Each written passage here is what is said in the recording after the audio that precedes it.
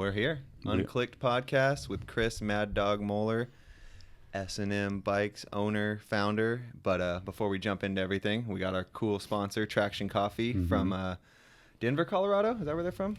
I believe so, yeah. They're actually in San Diego right now, unfortunately. Really? Well, not unfortunately. Unfortunately for me because I haven't seen them. But so we got a bag of coffee for Chris. Nice. So obviously, our first sponsor, our first gift. This is good things.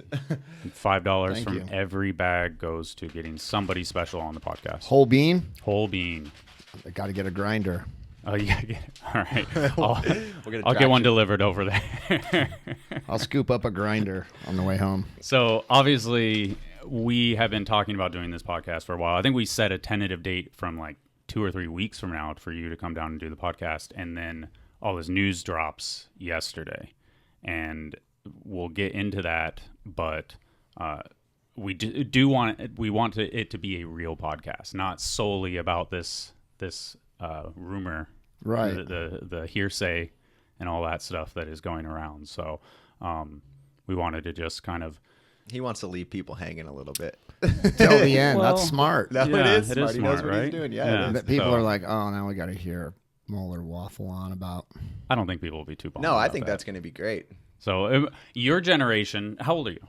50. 50. Congrats. Thank you. Halfway. Halfway to what? to 100. Am I making it to 100? I think probably. So. You're going to have like prosthetic everything at that point. Yeah. So I'm shooting for 80. 80? You got that. I'd be happy with 80. 80's going to be like that. Boom. You're still going to be jumping trails, I bet. I hope. You've got a couple hip replacements, shoulder replacements. Right. You're healthy as hell. Yeah, I'll be good. They can fix you nowadays. Exactly. So what do we want to start? Well, I was just gonna we rarely do this, but let's start from the beginning. You started riding in like 76, I think it was. Yeah, I started riding BMX bikes in the 70s, and I was also doing a lot of skateboarding, riding dirt bikes. My dad was a surfer, skateboarder, dirt bike guy. So my brother and I did all that stuff because that's what my dad did. Mm-hmm. So we would, go to all the skate parks in the 70s and ride the BMX bike around a little bit, but I wasn't really into BMX in the 70s. My brother was more so than I was. I was more into skateboarding. And then in the early 80s, I started to get more onto the riding BMX bikes. And that's basically at that point, that is racing. Well, yeah, it was racing because what happened was I was out riding around on my brother's Webco, and we built a jump in front of our house, and I was hitting the jump, and I got hit by a car. And I was knocked out. Guy took off. It was hit and run. And I recovered, and I was okay. I had a concussion, whatever, but bike got ruined. A couple days later, this guy shows up at the house and is real guilty about it. And, this is how things happen, I guess, in the early 80s. But he just told my parents, hey, I feel really bad. I hit your kid, and I don't know what I can do, but I'd like to buy him a whole new bike. So we went to the local bike shop, which was called Carnivale's, and he just let my brother go wild and build the best possible bike you could build in 1980. Damn. And once I had this bike was insane. It was like a $1,500 bike in 1980. And then we randomly happened to be out Big O Skate Park in Orange. Across the freeway was a BMX track. And we didn't even know about it, but we would go to the skate park and skate, and then we would drive up to Saddleback Mountain, and there was a motocross track up there. And one day we just happened to see the BMX track and saw kids riding around, and we went over there. And I don't know why, but I just instantly was like, I got to do this. And I had this brand new crazy bike. So the next Friday or whatever it was, I showed up and raced, and that was 1982. And I was 1 year old. 1 year old. There might have been 81. It's such a crazy concept of the idea of BMX back then, to me at least, is because it's like you said, Webco. And Dennis is like, I have no idea what that is. No. I barely know what it is. It was like almost all brands back then. They were motocross brands. They built motorcycle frames. So Redline, Champion, Webco, these are all motorcycle brands. And then BMX started to blow up, and they were like, this is so similar to what we do already. Let's just get in on this. So all those early BMX brands were basically motocross brands. Really? And so when you rode BMX back then, did you start taking your bike to the skate park as well, or was it? You weren't allowed to. Yeah.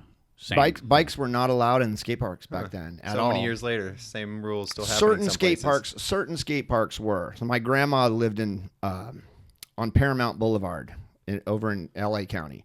And there was a skate park right by her house called Paramount Skateboard Park. And SE actually happened to be on that same street too back then. Wow. That park allowed bikes. So SE was a bike company all the way back then? Oh yeah, SE was really the first BMX rider owned brand. Really? Yeah, Scott Breithaupt basically invented BMX, and then he started SE, and yeah, that's the first rider owned bike brand. So when you were a kid, this brand was around at the same time those motorcycle companies were making? Yeah, well, he was a motorcycle racer. He was a motocross rider, and then he got into riding bikes, and then he had various sponsors, and then he ended up somehow he's just an entrepreneur, I guess, but he wound up starting his own brand, Scott Enterprises, and that's SE Racing. And then he, years later, he teamed up with this guy, Mike Devitt, who was a manufacturer, and that brand blew up. In the late 70s, early 80s, SE was the coolest brand. Yeah. I mean, hands down. So you were young and you already had like cool brands to look into once you started racing Yeah. and getting a feel for what's going on in BMX. You're like, oh, there's already people doing this. Yeah, SE was sick. It was the coolest brand for sure. And then after that, GT came in, and there were a few other brands that, they started up around that time, probably 84. Were those more brands coming in because they saw money involved in it, less rider owned? Mainly dads that had kids that rode. Okay. But yeah, they saw some opportunity. A lot of times the kids just needed better bikes. So these brands now, that those GTs and those brands, those have just been bought out by like Bought, sold. Okay. Bought, It's sold. a whole different beast So than what many it was. times. Yeah. So many times. All the brands that are around today at one point were really rootsy, core bike brands, and they all actually built bikes. They physically built bikes. Mongoose was huge. Even Schwinn. Schwinn was always late to the party. Schwinn always seemed like that one that was corporate even from the beginning. It's a family-owned company out of Chicago. So it's not. Yeah. So it started with the family. The Schwinn family. There's a great book called No Hands, and it's the story of the Schwinn family. Schwinn was a huge company. It was like one of the biggest employers in Chicago. Wow. They had maybe even thousands of employees. That's insane. But they were always late to the party. So the Schwinn brand, always late to the party. So if road bikes got popular, it took them like 5 years to make one that didn't weigh 50 pounds. When, they did balloon-tired cruisers. That was their whole thing. Yeah. So when BMX took off, it happened on Schwinn's. Yep. But they didn't even get it. They didn't even get it at all. They It just took them got lucky. forever. Well, they were just They selling. just didn't embrace it. They just didn't embrace it. They thought it was a fad, whatever. Same thing with mountain bikes. Years later, Schwinn they were late to the party. Oh. They always were. And then eventually, the funny thing about Schwinn is Schwinn was the first brand that went to Japan to get Japanese factories to build bicycles for them. And that company is Giant. Wow. Schwinn went there, put Giant in business to build their bikes, and then Giant just started their own brand and smashed them. Crazy. And then Schwinn's gone. That's insane. But they put themselves out of business. Yeah, they're always just kind of a little bit behind, like you're saying. Always. Messing up over and over because again. prior to going to Japan and having Giant, what became Giant Bicycles now, build the bikes for Schwinn, Schwinn made all their own bikes in Chicago. Damn. But they had, really all the regular American manufacturing hurdles, high labor cost, expensive materials, low quality, blah, blah, blah, the stuff they were dealing with. So It's a trip. You're such like a core dude, and I've seen you at trail spots and stuff, but I think everything about BMX. Like this information that's just coming out of you, I've never heard any of this before. I've often said that You've been in the game a long time. Chris, my whole life. Yeah. you're one of the smartest people that I interact with within BMX, and you're also one of the most intimidating ones because you are of such vast knowledge, and you have this ability to not filter. You'll say what you're he doesn't thinking, give which a is fuck. which is great. I am getting You better. know? I am getting better at that. But even going through this book and seeing the history of S&M, we'll talk about this a bunch, but your book, S&M's book, there's just so much, like, you wouldn't let anyone get away with anything. It looks like this. You would make an ad that just like made people look so silly. It's It a check but and a- it's check and a great, balance. though. It was these goofy companies trying to get in, and you would just be like, nope, that's stupid. We're putting an ad out next month. yeah, it was. So I think that's where the intimidation comes in. You're like, this guy will get me if I do him wrong. A lot of the something. funniest stuff, though, that we've done through the years, I mean, honestly, a lot of it, Harold, Magoo was Yeah. always involved. And a lot of times So it was other people. There were other bouncing people. ideas Like, around. I've always had, mentors in the business, and Magoo's always been one of my absolute, biggest mentors in the business. And he's just nuts. Yeah. So sometimes his ideas were so out there that even I would go, Too God, far. man, I don't know if we. And then I just let's just do it, and we would do it. And sometimes it was just so ugly. I mean, it would get like really. ugly. Some of these ads do you remember right towards the person. Do or the you company. remember the Greg Walsh incident where we made a zine? Well, Magoo made a Right zine. where I open up to. Sorry, go ahead. We'll finish Oh, this this story. is again. That was crazy. I got to tell Rick you about that one Thorne in a second. Yeah. making fun of free agent Rick Thorne. The next ad, and do you S&M ad. realize that at one point they fought? Who? Those two people. Yeah. Who is this? That's Rick Thorne. Oh, so Rick did the. That's Rick. Oh no, Thorne. this is this. Oh, sorry. This is the real one. Yeah, and I'm sorry. This is the parody. This is Rick. This is Rip Torn. That's Chris Stevenson. Stevenson, He was right? like my right hand man for years and years and years. And Thorne and Stevenson actually fought. Yes, So I'm sure this Stevenson guy was- didn't give a shit about Stevenson making fun. was coming out of the ASR show downtown San Diego, and Rick was there with the whole posse, and he was like, you blah blah blah blah, Yeah. like, you think you guys are hardcore, blah blah blah. They fought. They actually fought. Who won? Well, at one point, I'll tell you this. Our other buddy Shane, his sister was there, and they had Rick down on the ground, and the sister kicked him in the head. Oh my god! Damn. The sister. This was a brawl. There was other people involved. Yeah. Well, Rick and I have made up, though. By the way, Rick's super cool. because we were really good friends before all this. Yeah. And then But this not after happened. this. No, after this it was tense. I mean, Super tense. making this ad and then the next month opening up the magazine and being like, oh my god. But here's the thing about this: like some of it, suck hard here. Some of it's like real edgy. There was one where like, look at the nightstick's going right in his mouth. This nightstick's going up his butt. Like this is but controversial. You can't tell which one's the real. That was because I that opened was it and I didn't great. look at Yeah, it too yeah. much. And I'm like, But here's the thing: I even told him. I mean, he called me. you and just was made little funny things. He called me, was screaming and yelling at me about all this, and I said, I was like, dude, I'm sorry, honestly, but when you made this ad, where you're, come on, Yeah. when you made these ads, when you're sitting in the hot tub with the money and You asked for it, right? I was like, It's how could I BMX. not? Yeah. How could we not? Yeah. Do That's this? what I'm saying. You didn't let people get away with bullshit. His sense of like humility at that point, I don't think it was on But point. but I think here's he can look back at it Here's the now thing and be about like, this: I the get only it. reason I was able to pull this kind of stuff off at this point in time is because Magoo had started an ad agency. Mm-hmm. So the same guys that do Builtwell now, the motorcycle brand, Bill Bryant, this cop, that's one of the owners of Builtwell, and then Magoo, and then we had a budget. I was spending money on it. Yeah. We had a photographer. I think like Ani Jen used to shoot all of our ads. We would show up on set, like a set, and we would shoot like 3 or 4 ads in a day. So it was all planned out. Magoo did it right. Yeah. But it was like I used to pay them real money. Yeah. Every month I'd pay them a lot of money, and they did great work. And we're still talking about it. Yeah, Yeah, no, 100%. they're amazing.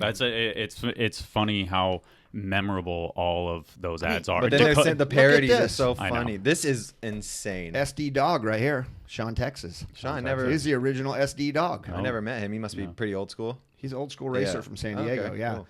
But this didn't really go over too well either, to be honest with you. I mean, this is a little... And what was funny was back Are then... we going to be able to put these up on the video so Yeah, people I'll can see put what we're them doing? up. Okay. There were Yeah. no...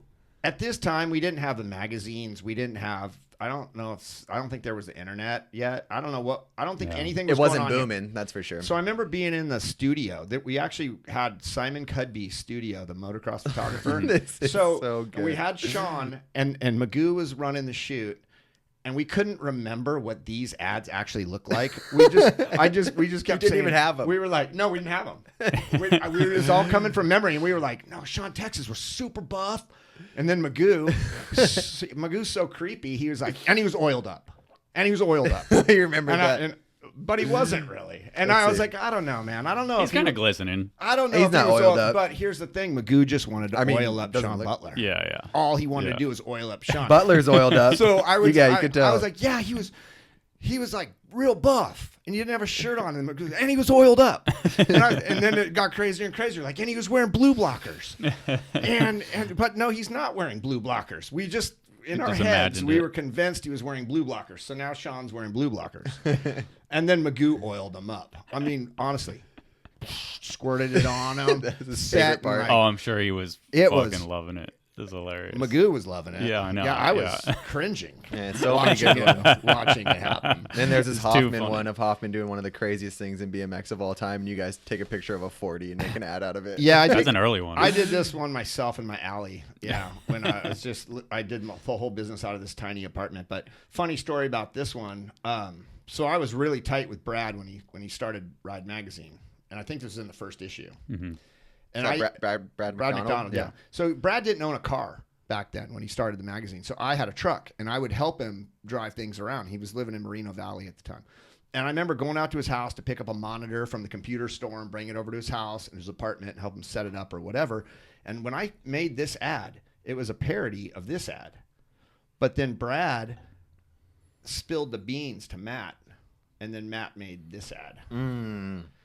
So Brad he got ahead of you. Brad kind of, blew it for me on that one. That's why there's height bars on this one. Yeah. So this just made no sense Yeah. to anybody. Did you dirty? Right. And I was like, Just a and I picture of a think even 40. to this day, like me and Brad, I think we've made up at some point too. Yeah. But I don't think he'll admit it. Yeah. But clearly this ad is a direct spoof of this ad. But I think the reason why he thought it was okay to spill the beans and let those guys change it is because I only saw this because I was snooping around his apartment. Ride Magazine was exactly like this room. Yeah. He Which just back want to in get the in So trouble. huge, massive. Yeah. Yeah. Huge Yeah. operation. Yeah. But I would snoop around and look at everything, and I'd be like, "Oh, this is their new ad, and this is their new ad," because it was all. Yeah. Yeah, It the was. Insider inside info. scoop. Yeah. Well, so what about I'll keep opening this Yeah, up let- later. I'll save some. that you shit's started hilarious. racing, and then I feel like you're like 12 and you start racing, and by like 16 you are starting a company, or That's you're the or craziest- 16 you're semi-pro on a magazine cover. It's crazy. Working at Go, I don't even know the whole timeline because you had a hand in every single It happened major so BMX fast. magazine. So yeah, I think about it all the time. So when I was maybe 11 or 12, went to the track, raced for the first time, instantly was hooked. I think I didn't even touch my skateboard or my surfboard probably for like a year. You know, I was hooked instantly. I didn't want to ride my dirt bike, didn't want to do anything. Just wanted to go to the track and race. So I'm doing that as many times as I can a week. I mean, back then you could race 7 nights a week. That's crazy. It was crazy. So on Saturdays and Sundays, you could race 2 or 3 times a day. You could go to a track in the morning, track in the middle of the day, and a track at night. Do 3 races in one day. Wow. You'd be in Corona, San Diego, San Bernardino, whatever. You were driving around like crazy. And parents would race to the next race and sign all the kids up so that by the time the first race ended, the kids get to the track and they missed practice, but they were signed up and they just get on the gate for the first Wow. race. And then they'd do it again for the third race. And sometimes you could race 3 times in one day. Wow. So that's the world I got into real quick. Super into it, loved it. And I just randomly was riding around downtown Huntington Beach where I was living at the time and ran into this kid who was like, "Oh, you like BMX? And we have some jumps over here." And I went over and rode with him for a little bit. And then he's just out of nowhere, "Hey, my dad owns a bike company." And I'm maybe 13, 12 at the time. "Really?" And he says, yeah, you want to come over to our house? Yeah. I go over to his house. His dad owns GT. This is all And so- so meant to be. The guy hits you, brand new bike, racetrack. Right. Friend owns GT. Exactly. Friend's dad. That's how I feel about it. That's And- how people like you get made, though. and- These and things he's- that you fall into the right, So awesome he's like, avenues. my dad owns a bike company. So I go over to their house, and I live on 20th Street, and they're on 13th Street, and my junior high is like on 15th Street. So I can almost see their house from my junior high. And next thing I know, I'm going to the track with these guys, and I'm instantly like BMX royalty. I'm showing up with Rich Long, the guy that owns GT. And then he would bring bikes home. He was super cool. He drove an old Camaro, like a 69 Camaro. And he'd have a few at work. Is GT already GT at this point? GT is already killing it. Yeah. This is like 83. Probably maybe the biggest company at the time, one of them. Mongoose was absolutely massive. Okay. You know, back in the heyday, Mongoose was making like 500 complete BMX bikes a day Wow. out of their building in Chatsworth. 500 complete bikes a day. That's like Taiwan numbers. You can't. Yeah. No one's ever done that Yeah. since. And that's here in California.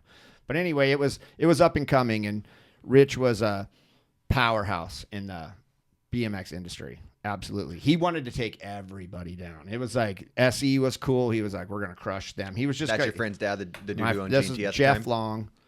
Jeff Long. So he was trying to- rest So, in okay, peace. Can you explain? So Gary Turner is one that started GT. So, So what's what that? happened? What happened was, that's like a thing people Befo- always ask. way before. So Gary Turner was a fabricator, Mm-hmm. and a guy that tinkered in the garage, and he had a kid named Craig Turner. Yeah. And Craig raced, and he was really good. And Craig needed better bikes. So I think Gary actually did like musical instruments and stuff. He tinkered, made guitars or something. 'Cause now he's in a like crazy funny car drag Craig. stuff, right? Craig became LAPD for 20 or 30 years. Oh, okay. And now he's resurrected GT. Yeah. But now there's 2 GTs. Yeah, yeah. Which but they is but they super get but confusing. they get along and they work together. Kind of, maybe. guess. I don't know. But anyway- I filmed a video of GT for GT, but the 2 different GTs. so Super I'm weird. I want to confused. keep just asking questions now. There's Yeah, I 2 know. GTs. There's but 2 let's GTs. go back But to let me- whatever you guys Gary are talking Turner about. turns into Rich Long. So Gary Turner is making these bikes Mm-hmm. for Craig and some other real fast local Southern California guys. And then Rich had a bike shop. I think it was called Anaheim Bike Center. Okay. And so everybody kept coming in and wanting to buy these GTs. And Rich would sell the GTs for Gary in the bike shop. And then eventually Rich, he was just a good business guy, he told Gary, you got to pick it up. You got to make more bikes, make more frames, forks, bars, whatever you're doing over there, because I'm selling them like crazy. Then eventually Rich just closed the bike shop down, and they got a building right over in Santa Ana, close to where we are, and they just partnered up. So I think they were 50-50. And at one point, they might have brought in another guy as an investor too, and then they got rid of the investor guy, and it was just them. And I don't know what the breakdown was, but I'm sure Rich was the majority owner in GT. for Driving sure. force. He was the majority owner. He ran the place. He was the guy. Gary was the figurehead.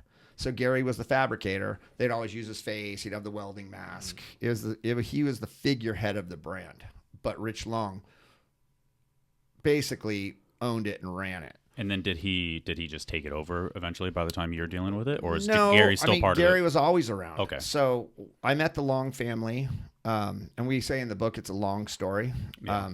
But that's their last name. Yeah, Yeah. exactly. Yeah. That's Melissa. Melissa's the writer in the family. So she coined that tagline. But now I'm going to work with them sometimes, and I'm hanging out with them. I'm going to the races. They took me to some national races where we couldn't participate, but we were watching the GT team in action. I met all the guys, like the freestyle guys, Eddie Fiola. It was the same year they came out with the Pro Performer, the frame with the curved down tube, which was like the best selling BMX bike ever, I think.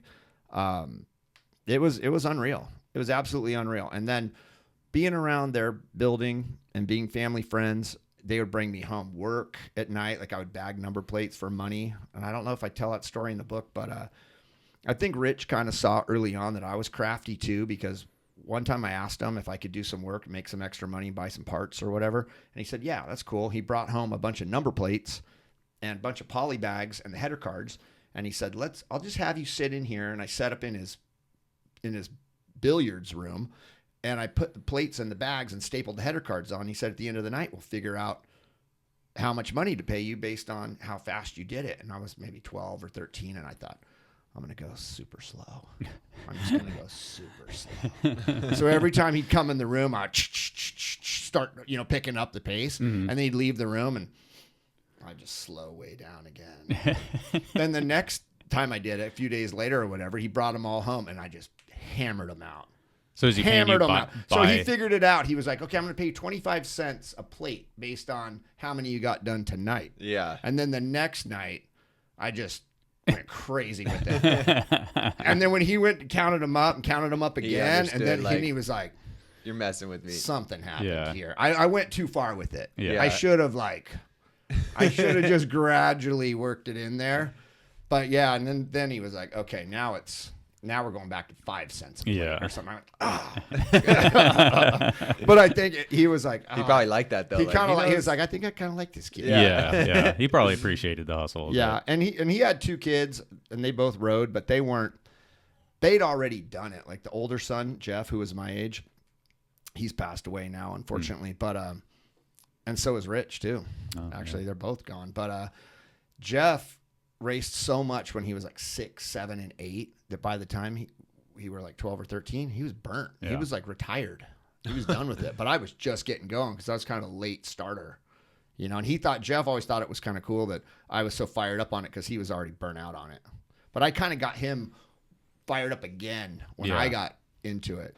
So yeah, I traveled with them a lot, and man, they hooked it up. They got me bikes and gear and everything. So were they showing you kind of the manufacturing side too? I guess that's kind of what I'm getting at. Well, what happened, like... this is how it happened. Rich kind of pawned me off on a guy that was sharing space in his building, Chuck Robinson. Chuck Robinson had his own brand called Robinson Racing. My first bike. Okay, so Chuck had some problems. He had some major drinking problems, but he'd been around forever. He worked for Webco. He worked for all these different brands. He was a team manager. He ran all this stuff. He was like the guy out on the scene. He always picked the best riders. He found Gary Ellis.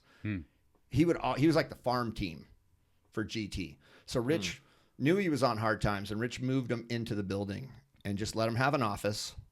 And then GT made the Robinson bikes, and then that's how Chuck was continuing to stay in business. And he just introduced me to Chuck and said, Chuck, this kid's going to help you. So I worked for Chuck. So I would answer the phone. I would sticker dudes' bikes, like Travis Chiprez and these other pros would come in, go to lunch with Chuck, and I'd sticker their bikes and clean their bikes, answer the phone, whatever. I did everything. Do-all type thing. By this time, I'm like 13, 13, 14. What do your parents are chilling and like, oh yeah, go do it? My parents, I don't know what was going on with my parents. It just imagine you're just traveling around with a group of dudes like 12 years old. Like, I don't know, man. Like, I look back on it it's a different time. I mean, you got hit by a car and they're like, yeah, we'll take a bike. Yeah, and they were cool. They were super cool. They were like, yeah, that's cool. Thanks for coming back. Yeah. Let's go get the bike. But they didn't want to press charges. They didn't freak out on the guy. Yeah. Different time. Totally different time. I had really young parents, like teenage parents. Okay. So even when I'm 12, my parents are only like 30. Okay, yeah. I think my mom was like 18 or something. Or she was 16 when she had my brother, and maybe she was like 19 when she had me. Crazy. So young parents. Yeah. So I think they're just doing their own thing, letting us roam. Yeah. But so I look back on it now though, and it is kind of gnarly because I have kids. I have 2 girls, and that guy Chuck was really good at taking me to tracks, showing me how to set up my bike, telling me what gear I should be running, what sprockets, and telling me how to ride. And he was like a coach, like a racing coach. And it really helped. I mean, he took me to places I'd have never gone without him taking me there. Like, he drove me down here to race at Rancho in San Diego. I'd have never come down here. No one would have taken me to Rancho. He did. Just drove me all the way here. And he got confused and thought the race was at Jack Murphy Stadium. We drove to Jack Murphy Stadium and it was empty. And he was like, oh man, last time we came down here, this is where the race was. They had a race at Jack Murphy Stadium? In the parking lot. Wow. Crazy. So then we go over to Rancho, race there. He took me up to Devonshire Downs, up in like the valley or something. And he would take me to Ascot in LA, take me to all these places. But turns out later, unfortunately, and I kind of figured it out early, but he was a kiddie fiddler.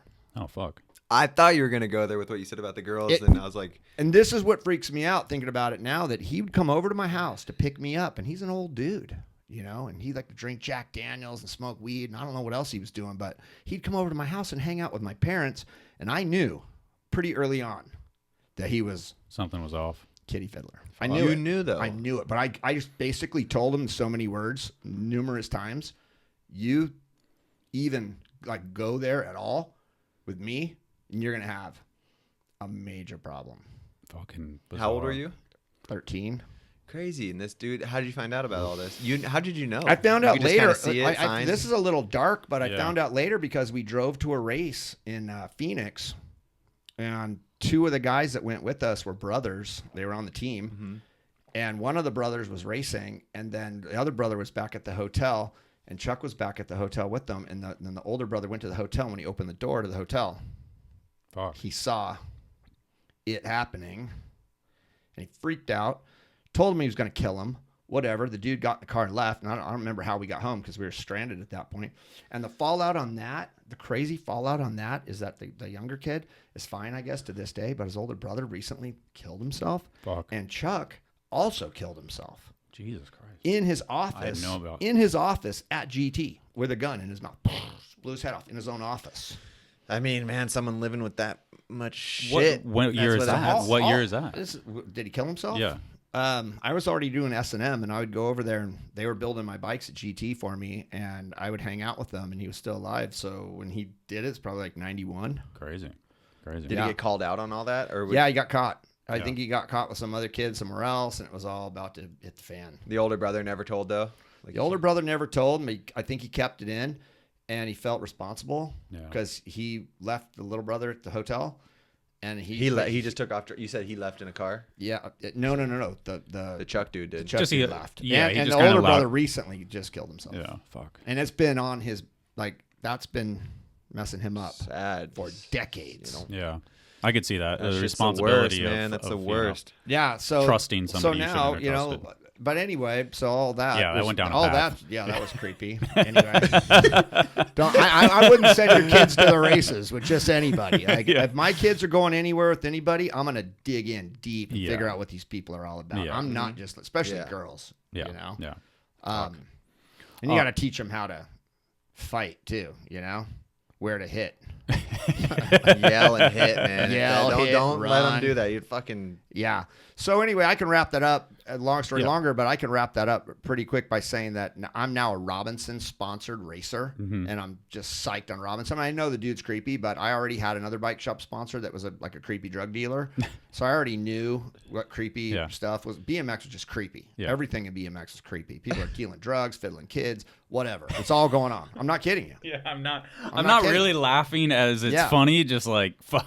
You think just like most business industries get like that though? People at the top are kind of weird sometimes. I don't know. I don't know what was going on. Southern California BMX. And we can get into that because you were at the top for a little while, so maybe. Yeah, I don't know what was going on back then. Is it still weird like that at the top? I don't think so. I don't think it is. Better honestly. not be. Fuck. But I'm a Robinson dude. I got to pee for a second. You guys keep going. I'm a Robinson sponsored kid. Like I'm on the support team or whatever. And this is where all the stars align for me. Is my buddy who had jumps, Mike. Our spot was called Lucky's. It was across the street from the Lucky supermarket. The guys from BMX Action Magazine, Gork, that's who it was. This is like 85. Gork calls them and says, hey, we want to come to your spot and we want to do a photo shoot there for this feature we're doing now called Local Thrashing. Okay. And Mike was like, cool. So Mike only invites me because we're tight, and he doesn't want all the other dudes that ride there to come and possibly get in the magazine. He wants to increase our odds. Yeah. And Mike's like a brainiac math guy. So he wants to increase our odds of getting in the magazine. So that's what he does. And then Wendy shows up to shoot the photos. Gork's there. And Mike describes it in this book a little bit that he thinks I'm having like some kind of out-of-body experience at that time. And maybe I was, because I didn't really jump, do tricks. I just raced and rode around like a crazy person. But that particular day, I just started. I guess I just did a bunch of shit, bunch of tricks. But whatever. You don't remember, so maybe it was. No, I remember because most of them got put in the mag. Oh, okay. But it was from that photo shoot in '85 with Wendy at the Lucky's Trails. Is that the where you didn't even pull it? It was like the no foot can X up or something. No, that's way later. This is where I'm just doing motocross dudes like Okay. Ricky Johnson. I'm doing the El Cajon Zone, Ricky Johnson one-hander. I'm doing the Bob Hanna visor buzzer where the visor pops off the helmet. I'm just imitating motocross dudes basically on the BMX bike. But this is shit people weren't really doing, you know, and they were psyched. And so freestyle back then was just like kind of more flat groundy. Freestyle was flatland or ramps. Okay. It was flatland or ramps. There was no such thing as dirt jumping. Like it just didn't exist. And ramp was just quarter pipe, right? Ramp was 8 foot wide, 8 foot tall. Pedal, quarter pipe. Pedal, quarter pipe, no coping even. That's fucking crazy. That was the first thing. That's so random. It was super crazy. So from flat ground to just blast this 8 foot skinny like quarter. Full crank, yeah. Those guys were good though. They were good. They were good. I was like Ron Wilkerson and dudes like that, right? Yeah, or even before Wilkerson. But you don't want to drift off the side of that ramp. No. But so the photo shoot goes really good. Like Mike thinks I'm having the out of body experience for some reason, and I'm doing the tricks, and then they end up calling. Back then, you do a photo shoot, and the magazine wouldn't come out for 2 months, so you never knew how it went. You didn't check the camera to see how the shots looked. You just go home and go, "Oh man, I I hope something comes of that, you know. But they called Mike, BMX Action Magazine called Mike and said, hey, we want to meet up with your buddy. And we want him to be our test rider, our new test rider. So I think the dudes that were on their way out were like R.L. Osborne, Mike Buff, Toby Henderson. These were the test riders. Which are some names. They were big names, Yeah. and they were really, really good riders. Is that like flow dudes? What's a test rider was the magazine would review bicycles. Oh, okay. And every month, it was like the biggest feature in the mag. It was like 10 pages maybe. Yeah. And they would take like, you know, the new such and such, you know, ST, you know, 2000, and then they would test it, and you know they'd say, oh, it's good or it's bad, or the cranks weren't very good, or the geometry's funky or whatever. It's all basically like just a way to stroke advertisers and get their bike and kind of maybe pick on a few little things, but without just bashing it. And well, that's the reason why we quit those bike reviews, because everybody they became weren't so real. fucking sensitive. They weren't real. Yeah. And it's So- kind of interesting too, because to be a test rider, you'd have to have no sponsor, right? Basically. No, well, I worked that angle big time when I started S&M, because I would just like plaster everything in S&M. Oh, really? So it was an S&M ad every time you were testing another Every bike. single time, and I'd get paid. For and the you day. talk shit on the bike. Sometimes I'd talk shit on the bike. But it'd get filtered through the editors. here's a That's funny- insane that was like allowed. Like, yeah, we're gonna let this dude promote our new GT while he's just wrapped in I was S&M like outfit. 15, 16, and running like crazy with it. I don't know why somebody needed to put the brakes on my program big time, but they didn't. So one time I came down here to Haro, and we were going to pick up the bike to go on the test, and we're going to do it somewhere around Haro. And Bob comes out, and he still like ran it, you know. This is in the early days of Haro. It was like 86. And Bob pulls me to the side, and he goes, man. And Bob's the inventor of freestyle, and he was a killer rider. You know, You'd he say wasn't he's really the inventor of it all. inventor. Yeah. He invented the sport of freestyle. Just like Scott Breithaupt invented racing. Yep. Bob Haro invented freestyle. Crazy. So Bob pulls me to the side in the parking lot at Haro, and he goes, man, I've been watching, you know, what you're doing, and it's cool.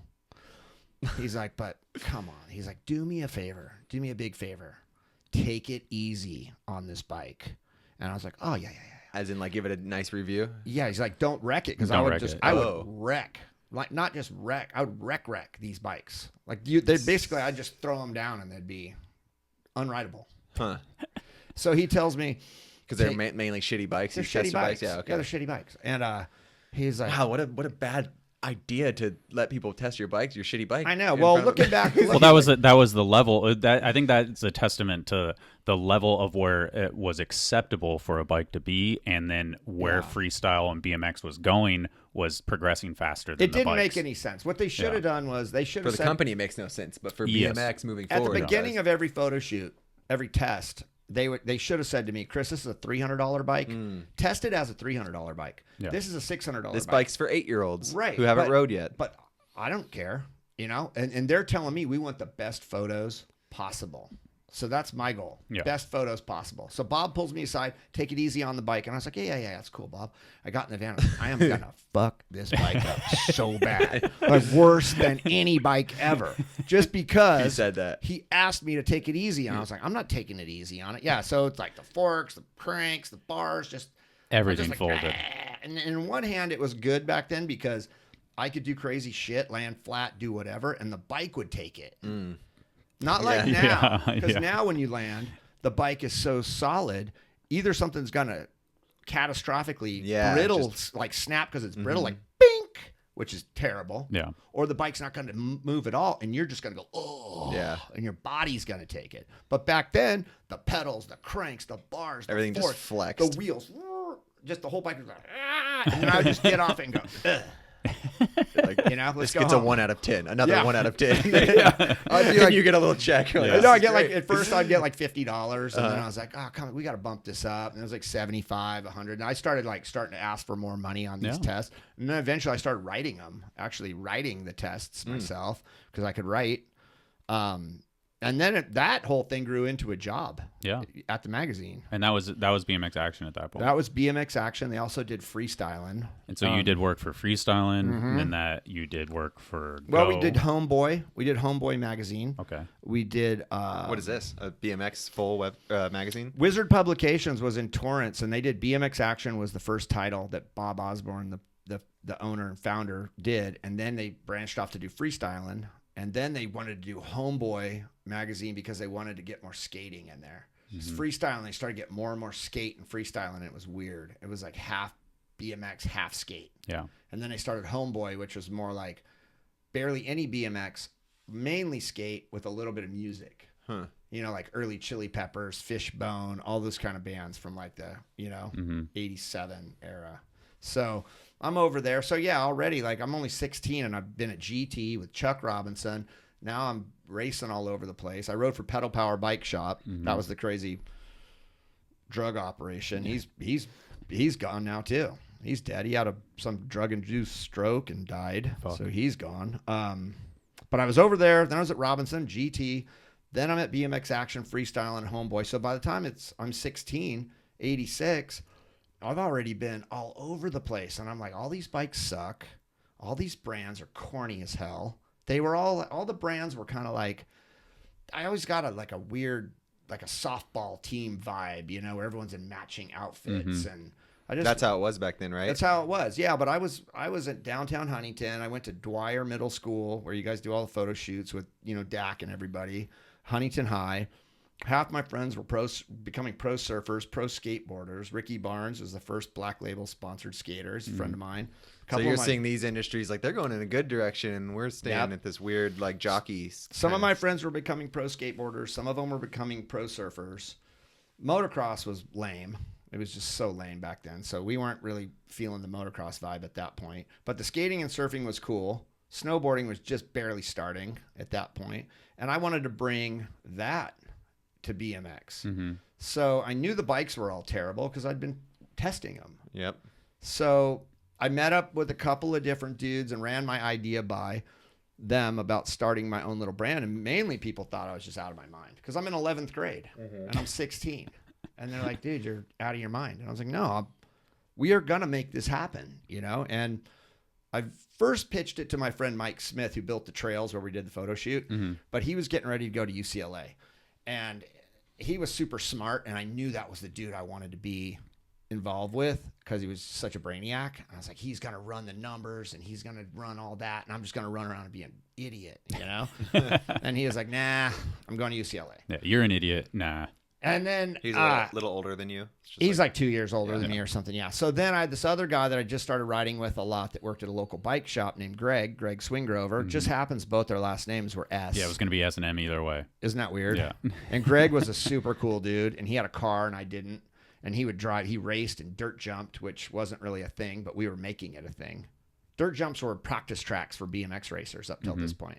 And then we started like throwing tricks, and nobody really was doing. Did you start building the jumps different for tricks? I feel like because the fly out jump at first was kind of like, oh, you can get air on a fly out jump, and then jump started to get a little gaps started getting a little bigger. Trannies never really got that steep, which made it hard to do tricks because you weren't really going up, you're going out. It was always point A to point B, like 15-foot gaps, and to do a trick in there. You're not going up. You don't have any hang time. Yeah. So that's what we were dealing with back then. But anyway, Greg was sweet, and I ran the idea by him, and he was down. And we went to Cook Brothers, which was a manufacturer in Santa Ana, right around the corner from where we are now. And this dude, talk about crazy ass dudes. This dude was like, at the time, he'd bought this company, and he'd been like smuggling cocaine from Central America in these crazy Jeeps with these roll cages, and he had all these reptiles all over the place. And another BMX business guy. But this dude was nuts. And, on another level. And I came in on that scene, and I was like, I love this dude, and he liked me. Hold on, did I glance over? Was he putting cocaine in the reptiles, or was he smuggling cocaine? I don't know, reptiles? man. He had these crazy like Cherokees with roll cages, and he would go down to Costa Rica or Nicaragua. I don't know where he was, and he'd drive them all the way back here. Allegedly. Yeah, allegedly. So he's still alive. You're like, this guy don't want any money. Maybe. We need to have this guy on the podcast too one day. Sounds interesting. I don't know if he's around anymore. So where did you get the capital for this to start S&M? Because start with what happened with this guy? You were interested in him? Oh, the guy with the reptiles? Yeah. So he had this shop right around the corner from where my shop is now, and he was building frames, forks, and bars. The same. Everybody built their own stuff back then. You could go. There were like in San Diego County, San Bernardino, L.A., Orange County, If you Riverside had a company, County. you built it too. Yeah, I wish it was still like because that. there's just not a network. We're the only ones. Yeah. Now, but when I was a kid, every brand. That's why you're on a factory team, because your brand had a factory. Now nobody. I've literally never thought about that. Now nobody has a factory. Yeah. You know, guys are factory riders. Where's the factory? Well, it's in China. I mean, even with like little T-shirt brands, after you get a couple months, you're like, we got to go to Taiwan. Yeah. It's like, oh God damn. dude, we used to print our own T-shirts. Yeah. I used to have Jimmy Levan back there pulling the squeegee. Which is sick. You just boom, do them up, skip them out. Small runs, Yeah. whatever it was.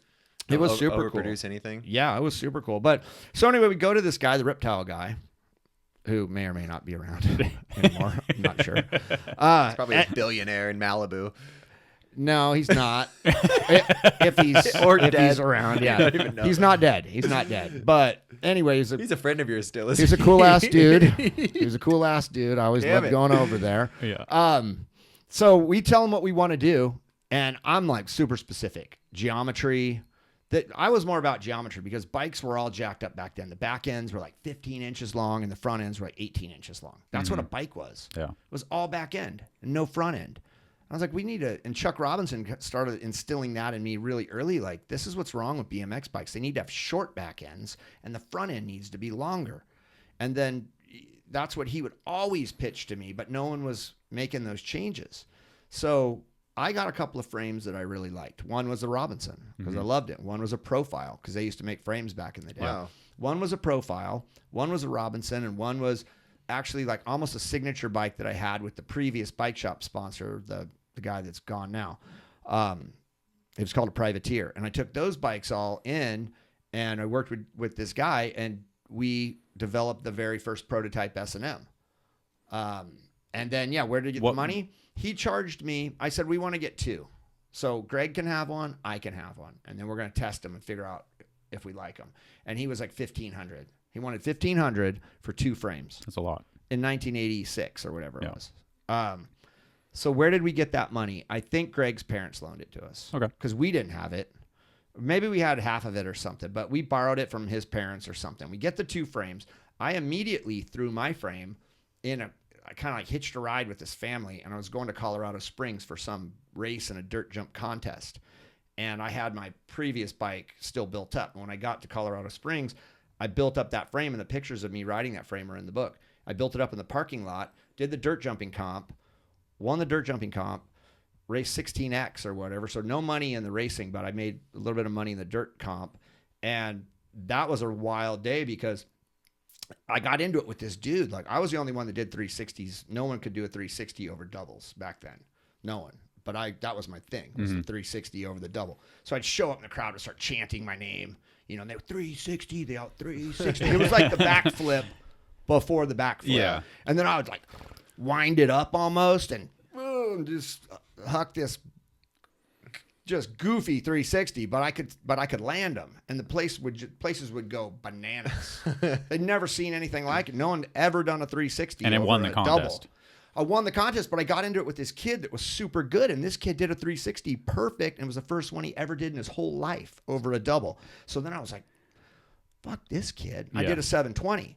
And I crashed so hard. I tried a 720 for the first time, and I came around the second time and just whack, hit my head. Oh my God. And with a helmet and everything, and was like just dazed and confused, but the crowd went ballistic, and it was whoever got the crowd the loudest won. Okay, so I win the comp. Hey, that was the rules. I think I remember who the other kid was. The kid that did the three perfectly, but then lost the comp. He tried the 722, and then he busted his ass.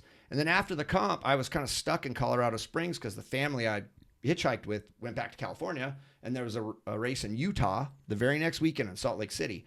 And I told this kid, I was like, "Dude, you're rad. Like, where do you live?" He's like, "I live in Salt Lake City." And I said, "Well, shit, can I jump in your car and go with you to Salt Lake City? Because I'm trying to get out there for that race and I have no ride." And he was like, "Yeah, get in." It was Fuzzy. Yep. Wow, Yeah. man. It was Fuzzy fuzzy. Hall and you Yeah. competing at the doubles contest. It was So sick. Fuzzy. So then I go to Salt Lake City. Was his 360 better than yours? Way better. Of course. But I got the crowd louder because I was like, I hammed it up. I did the 720. I tried. I was like, it's like a professional wrestler or something. It was like the corniest shit ever. But I didn't care. I was like, dude, I got to get that $100. Yeah. I got to get that $100. This kid's clearly better than me, but I'm going to take the $100. Yeah. Period.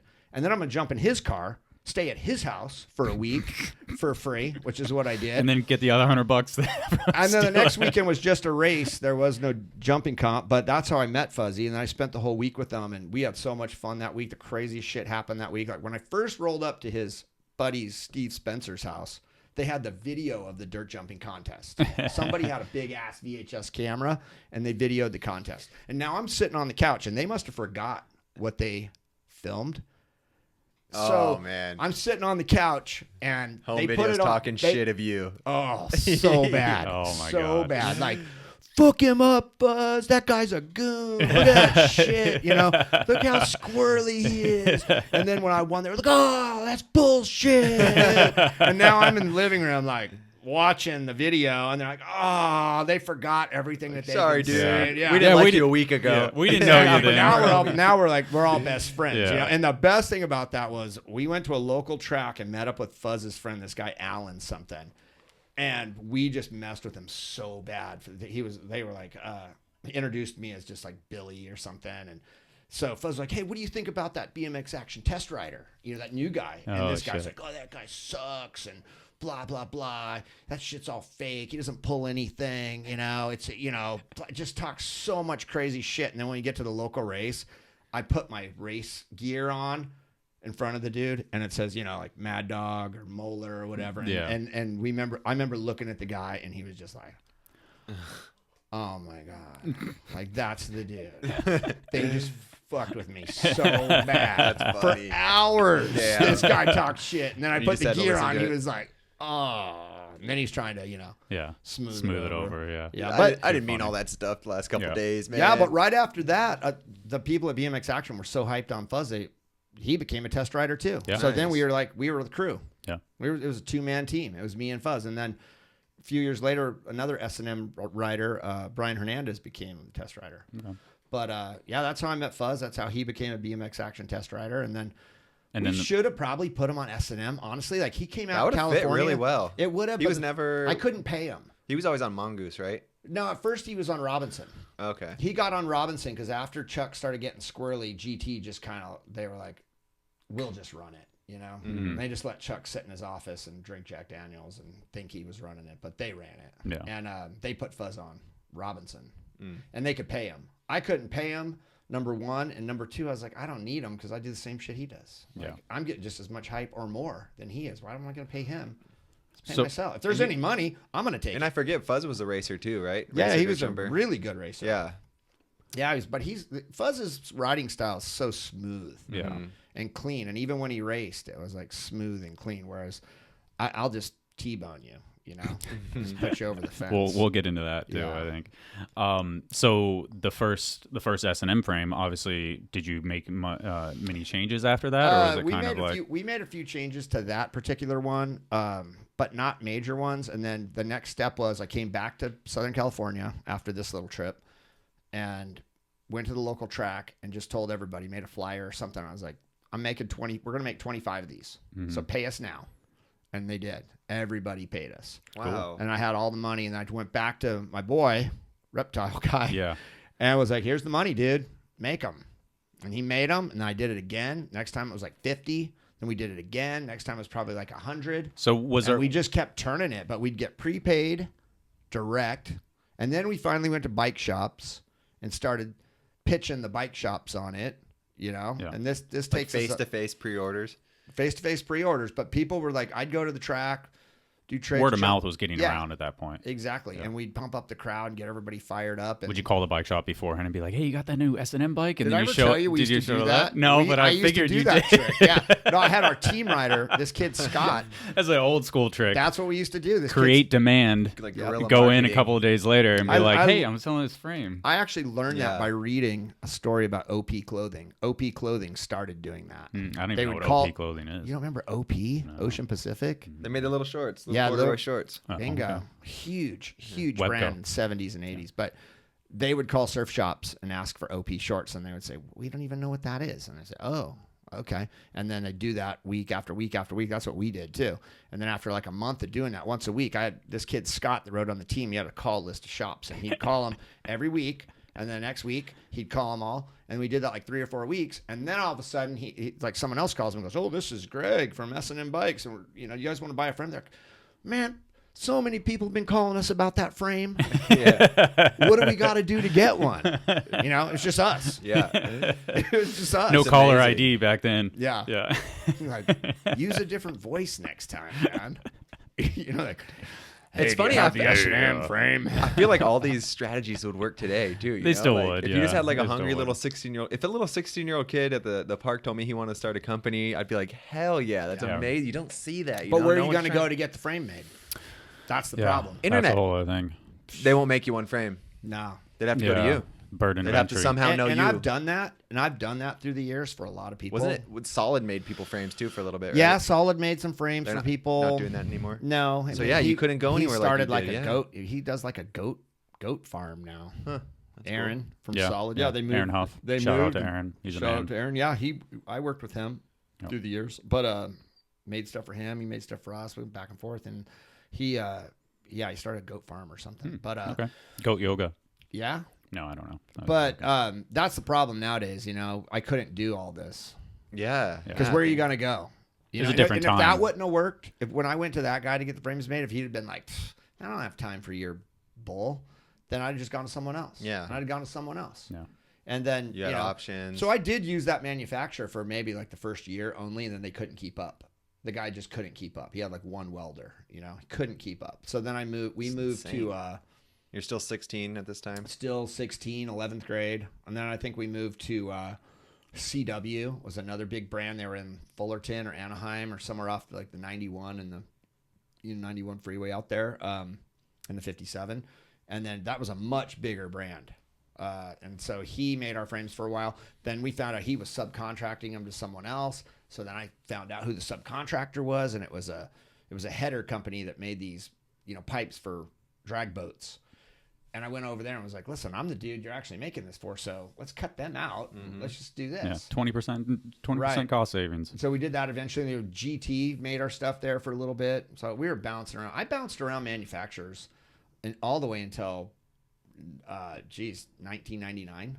Okay. So 12 years Yeah. of bouncing around manufacturers. I was down here in National City. Our frames used to get made in National Caston? City.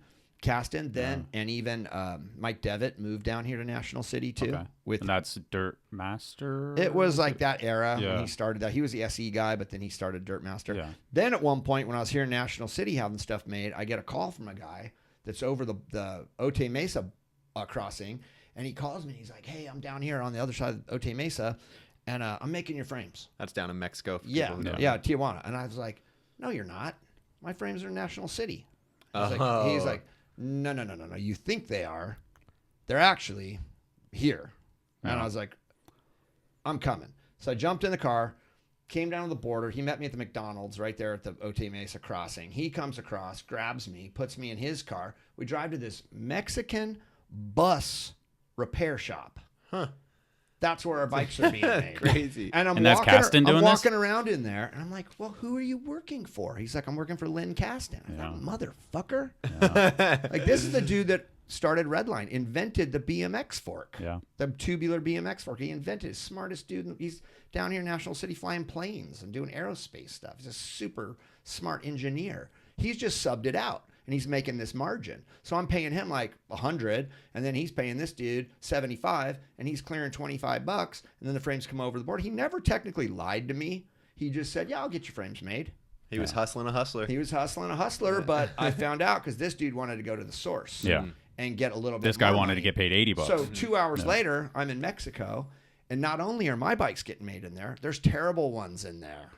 Oh, what year is this? Wait, I'm confused. This is later, but like I said, we didn't make our own frames until '99. Yeah. So I don't know, 95 or something. Damn, like Terrible One's been around that Yeah. long? Fuck. Oh yeah. So anyway, I called Joe. Making me feel old right now. What was the Shit. company you guys all rode for? Dirt Dirt Bros. Dirt Bros. Yeah.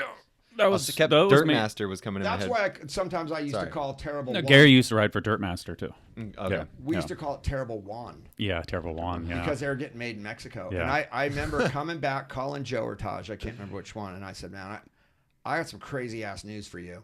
I was just in Mexico a few minutes ago, and your frames are being made in a bus repair shop. And they were like, no way. I go, yeah, dude, I just saw it. Yeah. Just saw it. So then I call Lynn Caston. But what does it matter though if they're doing a good job? I know, but good work. Yeah, and they were. I was just, I don't know. But you can't say made. You can't say made in the USA if it's made in Mexico. Unless, well, after NAFTA, you can. You can say made in America. Made in North America. Because of NAFTA, if you're within like 100 miles of the border or something, you can legally say made in USA. Really?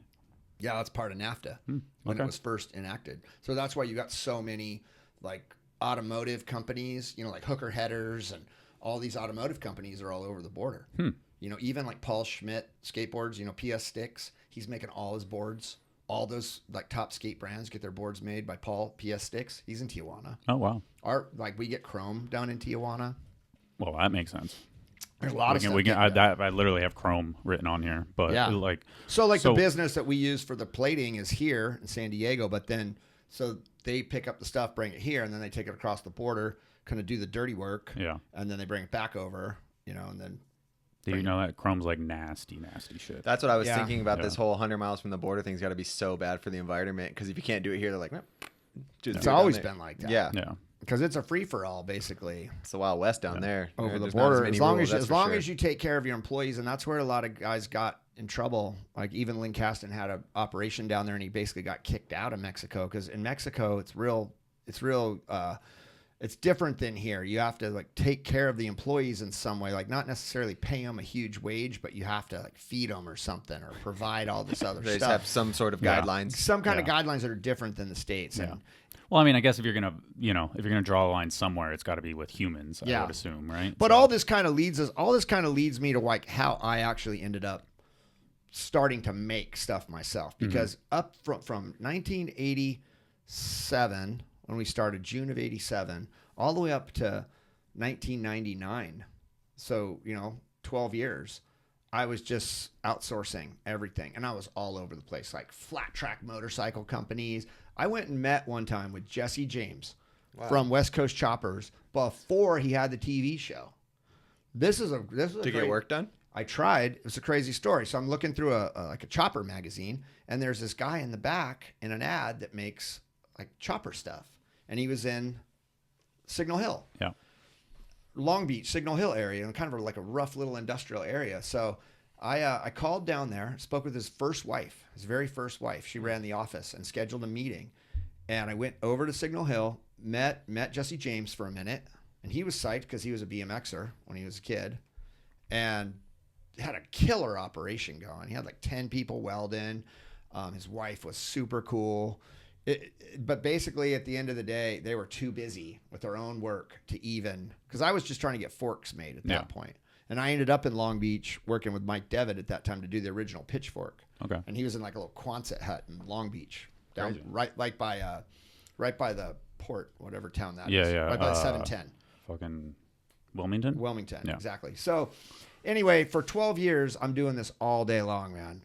Everywhere. Hustling, running around, getting fucked over. Dune buggy shops, like exhaust shops, off-road shops, header shops. Probably felt like shit too, trying to do something so cool for BMX, and you're working with such like quality stuff that's way all over the place. Nothing to do with BMX. I just wanted the right thing made, and that was the problem. But I was so out of my mind back then. I would show up in these shops, things would be wrong. I'd throw stuff around, throw big tantrums. I was just like a psychopath, basically.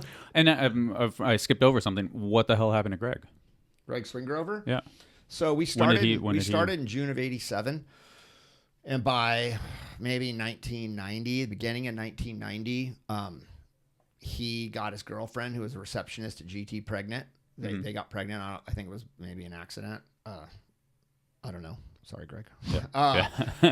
And he basically took... I'm sure he's happy about it now. He had the full-time job at GT at that point, doing sales or something, and I was traveling the world actually all the time, just event, photo shoots, events, whatever, and I'm just always on the go. And he just said basically, man, I can't keep up. I can't keep up with this. I got to work. I got to provide for my daughter. More 9-to-5 style. I got to just have a normal job because we aren't making any money. Yeah. I was just, whatever we made, I would just spend it on travel. And he basically said we owed a bunch of money to different suppliers and things like that. And he's like, look, if you want to just take care of all the debt, you can just have it. Yeah. Just have my part. Like, I won't even be involved. So I had to take over his portion of all the debt. And then he also wanted like a new mountain bike or something. So I bought him a new mountain bike and then took over all the debt. And then from 90, S&M was just all mine. Yeah. And I did it solo. I've done it solo ever since. From 1990? 1990, yeah. I was 20, like just about to turn 20 when this happened. Like, how much is the debt? Out of curiosity. I mean, I remember he was on the hook for like probably $4,000. Oh, nothing. To somebody nothing that I kind crazy. of we borrowed it and needed to pay it back. And it was like $4,000. The look you gave me, Yeah. I was like, this is a nefarious person, huh? Yeah, it's just, I mean, that's the way it was back then. Yeah. I was just telling someone the other day, like, someone asked me if I took, like Venmo or something. I was like, dude, whatever. Call the girls in the office. We'll probably take anything. I mean, this company's we'll just take whatever. And I was telling about this guy that owed me a lot of money, like We'll take six pieces of plywood at this point, right? No, so this bike shop owes me a bunch of money, right? And I'm hounding them all the time. I'm like, dude, you have to pay me. Right now? Or is this No, this is back back in in like 90 when I took it over. I was like, you got to pay me. I need this money. And he's like, well, I'll be honest with you. He's like, I don't have any money, but I got a shit ton of weed. And I was like, yeah, fine, whatever. So he pulls up to the apartment and throws his cover off the pickup truck, and he's just got pounds and pounds of weed wrapped in bundles. And he's like, it's yours. So I'm just hauling these bundles of weed into my apartment. I'm like, first of all, I'm around weed constantly because I'm in BMX. Everybody smokes weed since day one, except me. I don't smoke weed. So I'm like, what am I got to sell fucking weed? So I got to get just straight off the bush, or did they already have it trimmed up? No, it was like packed like it came smuggled from Mexico. It was bud. Okay, so it was ready to sell, but it was like, old school paper bag over the paper bag, a few of them. Mm-hmm. Okay, so it was pounds. And back then, I think so illegal back then too. You could move a pound for $400 or something, but then if you break it up into eighths, quarters, whatever, you make a whole bunch more money. So I was like, oh man, what am I? Who'd you call? I didn't call anyone, dude. I did it. I just did it. I got a scale. And I told everyone in downtown Huntington Beach, basically I'd ride around on my BMX bike in 1990 and I would just have it on me. And I was just delivering to everybody. And then, but what I didn't like about it is these creepy ass people would show up at my apartment in the middle of the night, like all tweaked out on something else, and now they got to get the weed, and I'm like, oh, dude, don't come over here anymore. So after I blew through it all, I got way more than the dude owed me. Nice. But then, obviously I'm done with that. Yeah. But that's just like, now they ask me, do you take Venmo? I'm like, dude, we take weed. We don't care. Yeah. Whatever you got. Whatever you got. Some stocks, some Bitcoin. Cadillac. Yeah. Guns. Yeah. Just give us something. If it's worth money, we'll take it. Yeah. I mean, I don't know if it works that way in the office these days. Probably not. Probably Michaela. not. Yeah. Michaela, do not take weed. Do not take Bitcoin either. Yeah. That shit tanked today. Yeah, I know. I saw that. But now we take, checks, cash. Actually, she doesn't even like taking cash because cash that's just weird. Cash is weird. Yeah. Because people will pay you and then you say they paid you more than they paid you, and it's just not trackable, So I guess, 87 to 99, was there ever a time period where you're like, this shit ain't working? Oh, multiple times. That's why I started contemplating, starting our own shop, which just sounded like it's not such a bad idea. Yeah, it sounds like a horrible idea. Like, all right, I'm struggling. Let me just invest. This is how it happened. So 95, I'm in a little building, 2,000 square feet. Castillo's on the team. He's one of the dudes. Like, there's so many good dudes on the team. He wasn't shady at that point. He was a good kid, honestly. And he's a ripper, but he was a good kid. And we had Troy, a little shadier. McKinney, McKinney, Butler, Bennett. I mean, we had a good squad in like 95. Yeah. But got you're that saying Puma Castillo's money. shady because Castillo left S&M. Well, People that- probably it's like, just the way a, he it's left. a, it was a reference. It's joked to earlier. It's the way Yeah. he left. Yeah, it's a like joke a to it's like earlier. a repeating. but the guests were at the scenario Joker. in They're probably like, BMX. Yeah, I know. Brian Castillo's shady. Yeah, What? no, he's like the I- least shady guy ever, aside from. Sometimes I your- say jokes for one person on Yeah. the podcast. Yeah, he It's- is the least shady guy. He's a good dude. He's a Yeah. family dude. He's a good guy. And he was a shredder. But anyway, we're in 2,000 feet. We're bulging at the seams. I got all these manufacturing problems. Demand is way, above supply, And I'm in the car with Castillo. Actually, the UPS driver comes in and says, dude, you got to get out of here. This place is like, splitting at the seams. You got to get a bigger building. There's a building around the corner that's for sale, that's in foreclosure, he told me. And you need to move into that building. This is a UPS driver. So Brian was with me. I go, dude, let's go look at it. So me and Castillo got in the car. We drove over there and we just laughed. We were like, this place is huge. Like, there's no way we can afford this place at all, right? So I called the real estate agent and they want like $550,000 for it. And I don't have fucking $200, whatever. I'm barely paying the dudes. That Did work everybody there. buy buildings back then? No, they didn't have rent. On I feel like those? this is an adventurous idea that he has right now. Well, at this okay, point. so then right after that, I go, man, that's pretty sick, but that's a lot of money. And then I hear this thing on the radio about a real estate seminar at the airport. And I thought, oh, this is crazy, but I'm going to go. So I go to the real estate seminar at the airport like the next day. And the main thing that they were pitching was like, what are you? Are you Mexican? Are you, African American? Are you Native American? Because you can get your building no money down, low interest rate loan from the government. No money down. So I was like, Ancestry.com. no, I already knew I was Native American Oh, because okay. I'd been in the Indian guides and all that. I had two grandparents, one Okay. on each side. They're full-blooded Native American. Oh, wow. Okay. So I was like, oh, hell yeah. I was like, I'm Native American. And I applied for the loan. I got it. We moved into the building. Zero down. No money down. Fuck. Damn. And is that the building? Damn. That's the building. The building. Damn. Still in it. Fuck. I'm That is so still crazy. in This is it. 99? Or This is 96. Fuck, that is crazy. So once we move into the building's huge. Yeah. We have the huge party, right? Yeah. Volker comes, Foot plants the extension, that crazy party with Wilkerson and Blyther and all the dudes. Great party. That was like our 10-year anniversary party. Yeah. And then I get this crazy call not long after that from this guy, Ken Pendergraft, that owned Elf Bicycles. And he just had all these problems in his business with some personal stuff and blah, blah, blah. And he tells me, he's like, Chris, this is Ken. I'm going out of business. You want to buy all my equipment? Because he's a manufacturer. And I go, oh, hell yeah. So this is I'll like- be there in like 10, So I show up and I look around the shop. Benders, welders, saws, everything you need to build bikes. And I got a big ass building with nothing in it, basically. And I ask him, I'm like, well, what do you want for all this, Ken? And he said, he's like 25. I'll take 35 for all of it. And I thought, does he mean 35,000? Because that's not a bad deal, but it seems a little high. Yeah. But it's something in the back of my head was like, does this dude mean 3,500? Like, is he so strapped for cash that he just wants 3,500 right now? So I went outside. I had to kind of get my shit together. Yeah. I Don't went back blow this, in Chris. and I went, how about this toolbox over here? Is this included? He's like, no. I'll throw the toolbox in for $4,000. Do it all for $4,000. And I had to go outside again because I couldn't believe. I was like, oh yeah, I'll be right back. I went to the bank, got the money, called the trucks, had the equipment movers come, picked up all the shit for $4,000. $4,000. Wow. Oh my God. And now I'm in business. You're in there now. Now I'm in business. Zero down on this beautiful place. $4,000. $4,000 for everything and a nice toolbox. You bought a machine shop for $4,000. I really did, dude. And at first, Is that all the stuff you still use? we use Most all of it, probably, yeah. No. We have tons of new pieces, Yeah. but that stuff's all still in there, and some of it still has the stickers on it.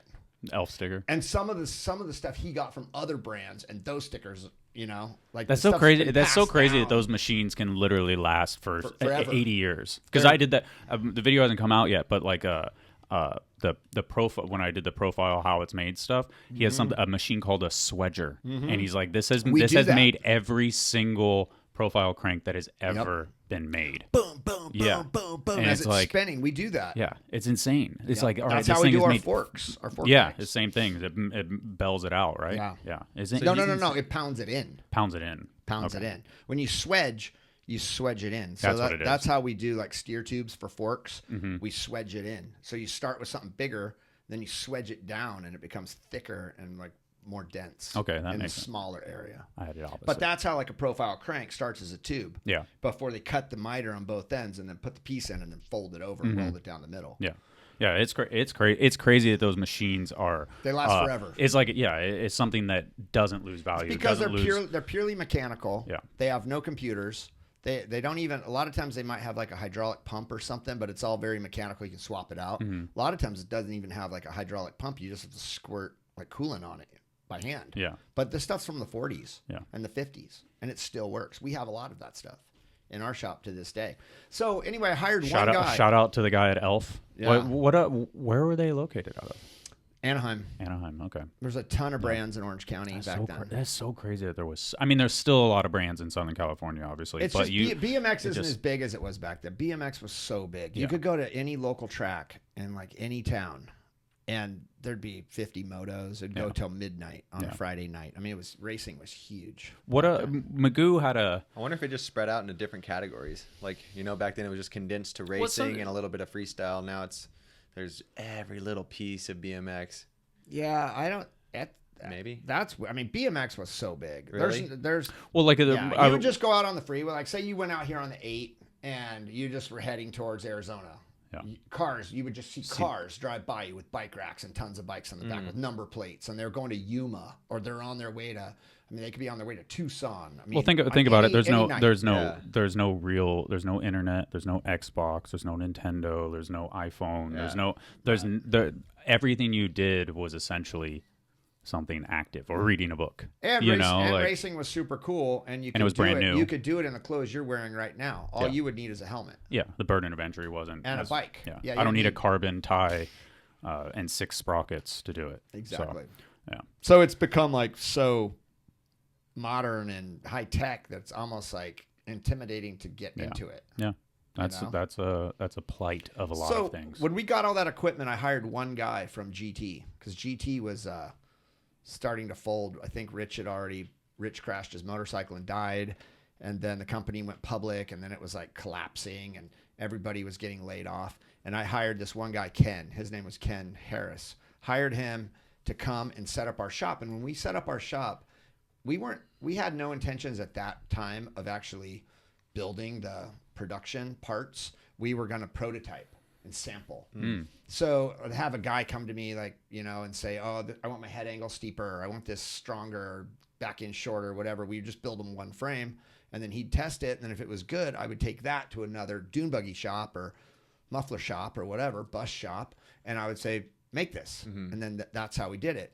But things started to get so weird with all these subcontractors that I finally just said, listen, dude, hire all the other dudes from GT and let's just start making our own stuff. And that was 99. And a lot of those guys, like this guy, Rodrigo Contreras and Felix, like a lot of those guys that are still at our shop welding to this day came from GT in 2000.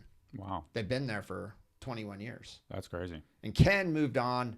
He's in charge of like R&D at Yoshimura now for like motorcycle exhaust, for dirt bikes, street bikes, whatever.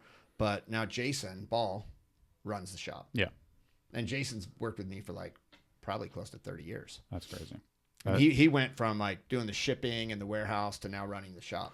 Do you ever take a step back and go, wow, is it luck? Is it right place, right time? Is it, It's all of it. Yeah. Yeah. Super lucky. I got so lucky to meet the people I did and get put into the situations I did.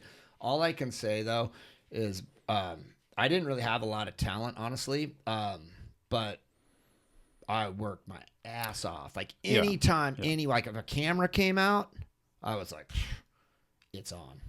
Like what I'm gonna do, whatever. Yeah. Whatever the biggest gaps, no one's even jumping them. I'm gonna 3 it. Yeah. Whatever. Like and then Hastings. Sounds like the same thing with business too. It's when there was an exactly the same opportunity, thing. you figured out how to make it work. Full and speed. do Yeah. it. It's almost like I was, as a young kid, I don't know, growing up, it was like I was just kind of paranoid that I had nothing going on, and I just needed to capitalize on every single opportunity in any way that I could. And that's how I was on the bike, and definitely how I was in business too. So I was just always like, okay, I'm going to give it 110, like all the time. You know, I still do that actually. Yeah. I mean, I think that's, that is a skill in itself. It's not necessarily talent, but it's a skill. It's a mentality that you can force something to happen, So I think that's, well, manifestation. Yeah. One story I love telling dudes that like get commercial shoots, and like I'll try and hook guys up with, people will call me like, oh, we're going to do a Nextel commercial, or we're going to do this cell phone commercial or whatever. Do you have anyone? I was like, yeah, I got dudes. I'm trying to hook them up with the commercial gig or whatever. But I always tell them the same story.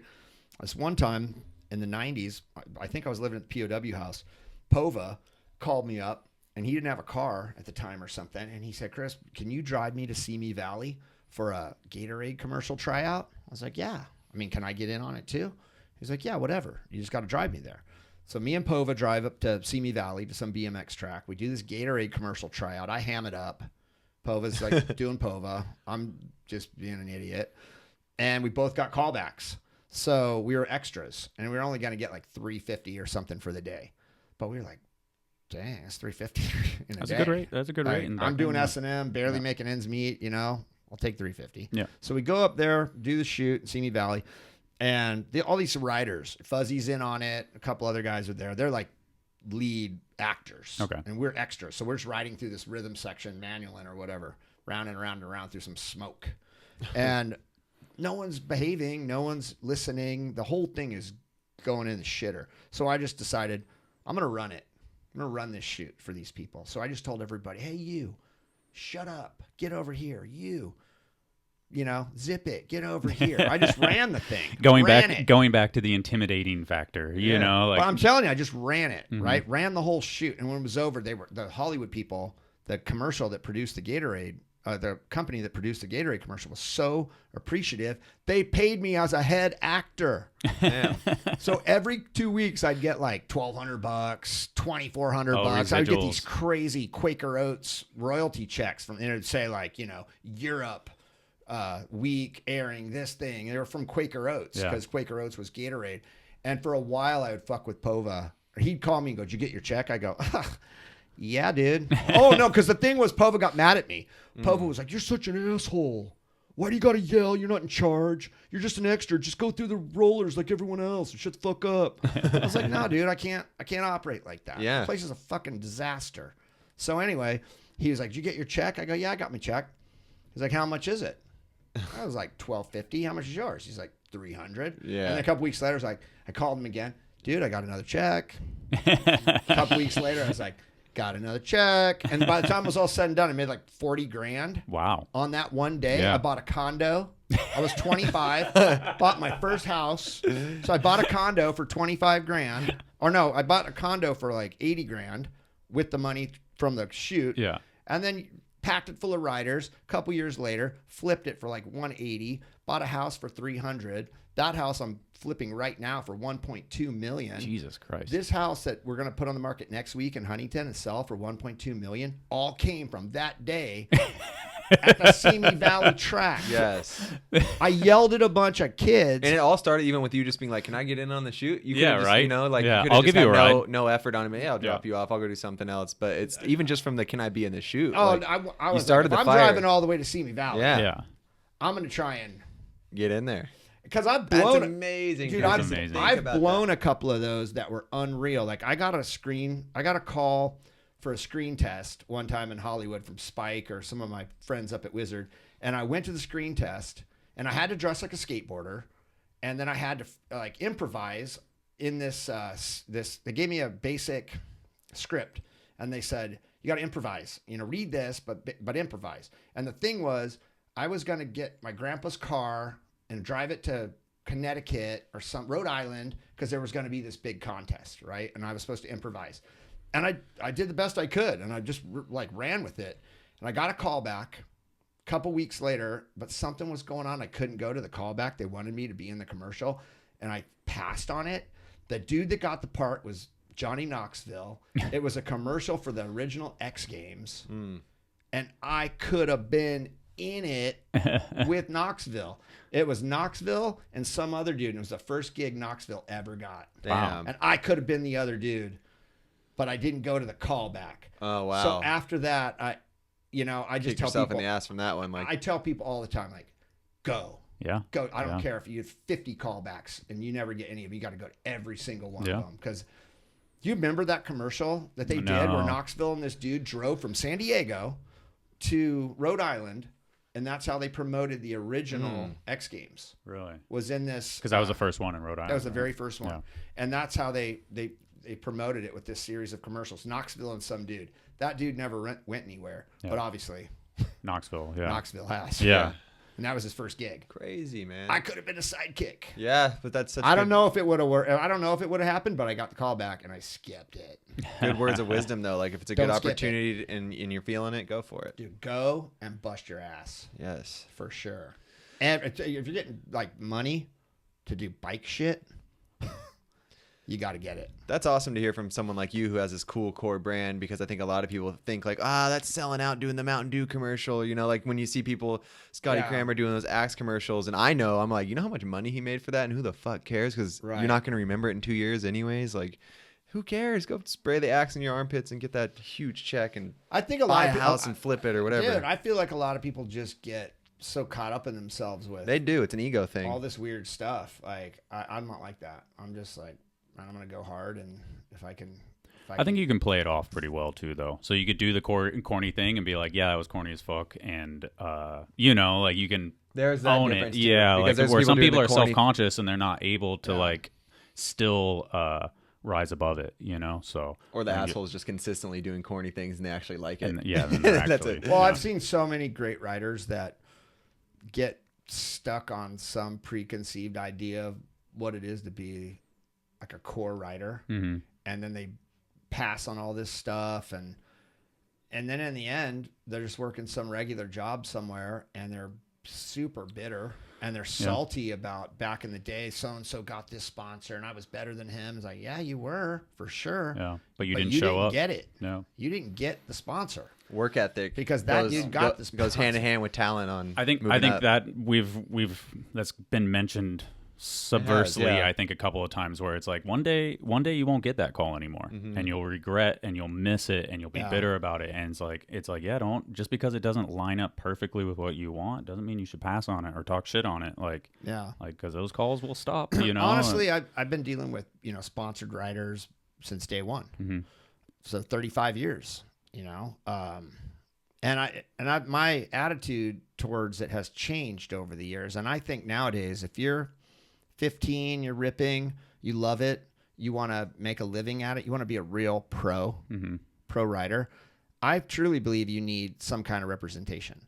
So you need a family member at first, mom, dad, whatever, aunt. Someone you really trust. Somebody you trust that has your best interests in mind, but can tell you what's really going on without you getting your little panties in a bunch. Yeah, because emotions will jump in the way of a lot of things. You have to have representation, in my opinion, to get these deals, and have to have somebody out there on your behalf actively trying to get you hooked up with different stuff. And so then you can just ride. You just get a ride. Yeah. But when they come to you and say, like, you're really messing this up, man, because you're not doing this, or this, you're not going to get pissed because you love them, right? Or they're like representing you. You respect them. And you're going to do it, right? And then whoever's paying you is going to be happy. You're going to be happy. And so this is where I think things go wrong nowadays, is like a lot of kids come up, they want to be pros. They think they're just going to deal with it on their own, and they just never put anything together. They have like one sponsor that gives them one check for some small amount of money every month. Just as good as a guy with a little bit of representation that's buying a house. And so there's a mindset, I think, if you want to be a pro writer, if you just want to make a couple $100 a month from one sponsor, that's fine, but if you want to be a pro writer, I think you got to put together a whole thing. You got to have something about yourself that's unique, that people want to emulate. You got to actually have to think about all this stuff, like you got to have a little bit of an image. You got to have a style. You got to have something that's uniquely yours. You know, it's kind of like being in a band. You know, nobody wants to see a dude on stage in like his hiking shoes and his button-up corduroy shirt. You know, It is. People have a The style. only way that works is a full-on contest rider. You can just be completely vanilla. That's cool. And make a shitload of money riding contests. But yeah, if you want to be something real with sponsorships. Well, I think you not should, real, but I think you should do all of it. For sure. I think you got to ride events, make purse money, make contingencies, make bonuses on event standings, end of the year standings, more bonus money there. You got to do shoots, regular video shoots, put out video parts. You got to want to do all this stuff though. You know, you're a perfect example. You're doing exactly what I'm talking about. Thanks. That's what people should be doing. You know, you need a whole program. And it's still not, you say it all like it's this thing, but it's just still BMX. So it's really just BMX. you're just riding. You But just have to. but by separating yourself from the weirdness of the deals, it allows you to be you and ride your bike and do what you love. And now you got 100%. somebody else doing that. And I like that better. Like, I don't want to like overstep my boundaries, but like at one point, like we clearly wanted you on our program, right? On our team. And it's ironic because I started with writing emails I know. to you guys And then- every but then damn I month. Only but you then- would have answered. Well, they would have no clue who this kid is telling them, I'm learning backflips and But I'm then jumping the later- 4-pack. You know, years later, I'm tracking you down, but I don't sit down with you. It's so sweet though. It's so refreshing to sit down. I go to lunch with your guy, right? I go to lunch with Dennis's guy. Steve was his name. Brad, but he works with that guy, Brad. Steve. Yeah. I work for Steve. So I sit down, I go to lunch with Brad, and I go, yeah, this is what we want, Dennis. We want to do this. We want to do that. And he says, that's probably not going to happen. And we talk all the details out. And yeah, sure enough, it's not going to happen. Yeah. But And it'd be so hard because I've always thought of you as a friend when we see each other. But if I Right. went to lunch, I would get emotional because I fucking love S&M. and you might make a bad decision. And then Brad would be like, what the fuck did you just do, dude? Exactly. You know, like. But why- that's the way it should. That's the way it should. And go I could just down. ride the contest and not think while you guys are having lunch. It's Exactly. so great. That's the way it should go down. And it didn't have to be Brad. It could have been your mom. It could have been Yeah, it brother. doesn't need to be an Yeah, agent exactly. specifically. It could have been your wife. A voice It of could be guidance. Anybody. Yeah. You know. Yeah. And then so you look at like you guys had Brad Sims on here, and we sponsor Brad Sims, and Melissa. I mean, she put that deal together, and she dealt with it, and it's the weirdest thing that's ever happened to us. Let's talk about that. Well, Because Brad, that was huge. He was on Fit for a year, and then what? yeah, and then what? I don't know. I mean, honestly, I never asked Brad about the details of that. Look, I text him, call him. I messaged him on Instagram posts that he commented on like 2 minutes ago, and I put a comment on his comment, so I know he was on his phone. Had no desire to communicate with us. So that's a at trip all. because you guys kind of were the like let's get Brad's career going. We again. loved it. Yeah. We loved it. And Melissa then he blew up really. huge Melissa though, was, and then he left.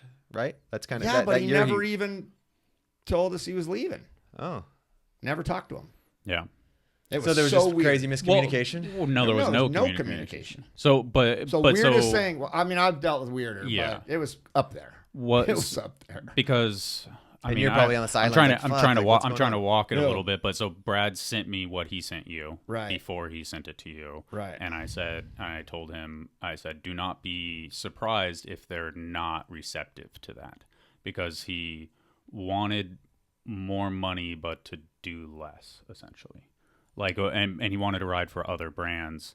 And I love Brad, so I don't. Hopefully, he's not taking this the wrong way. But as a business owner coming from the other side, that's a difficult pill to swallow. Yeah, and on and Brad's- so, But we never even got that. yeah, and where the problem really arose was that when you guys were like, "Oh, we're not feeling that," and then he just ghosted you, essentially, Yeah, right? yeah, So yeah. and when communication falls apart, that's when relationships fall apart. And you guys tried for a long time, and it was just basically all or nothing. Yeah. Brad's way or the highway, essentially.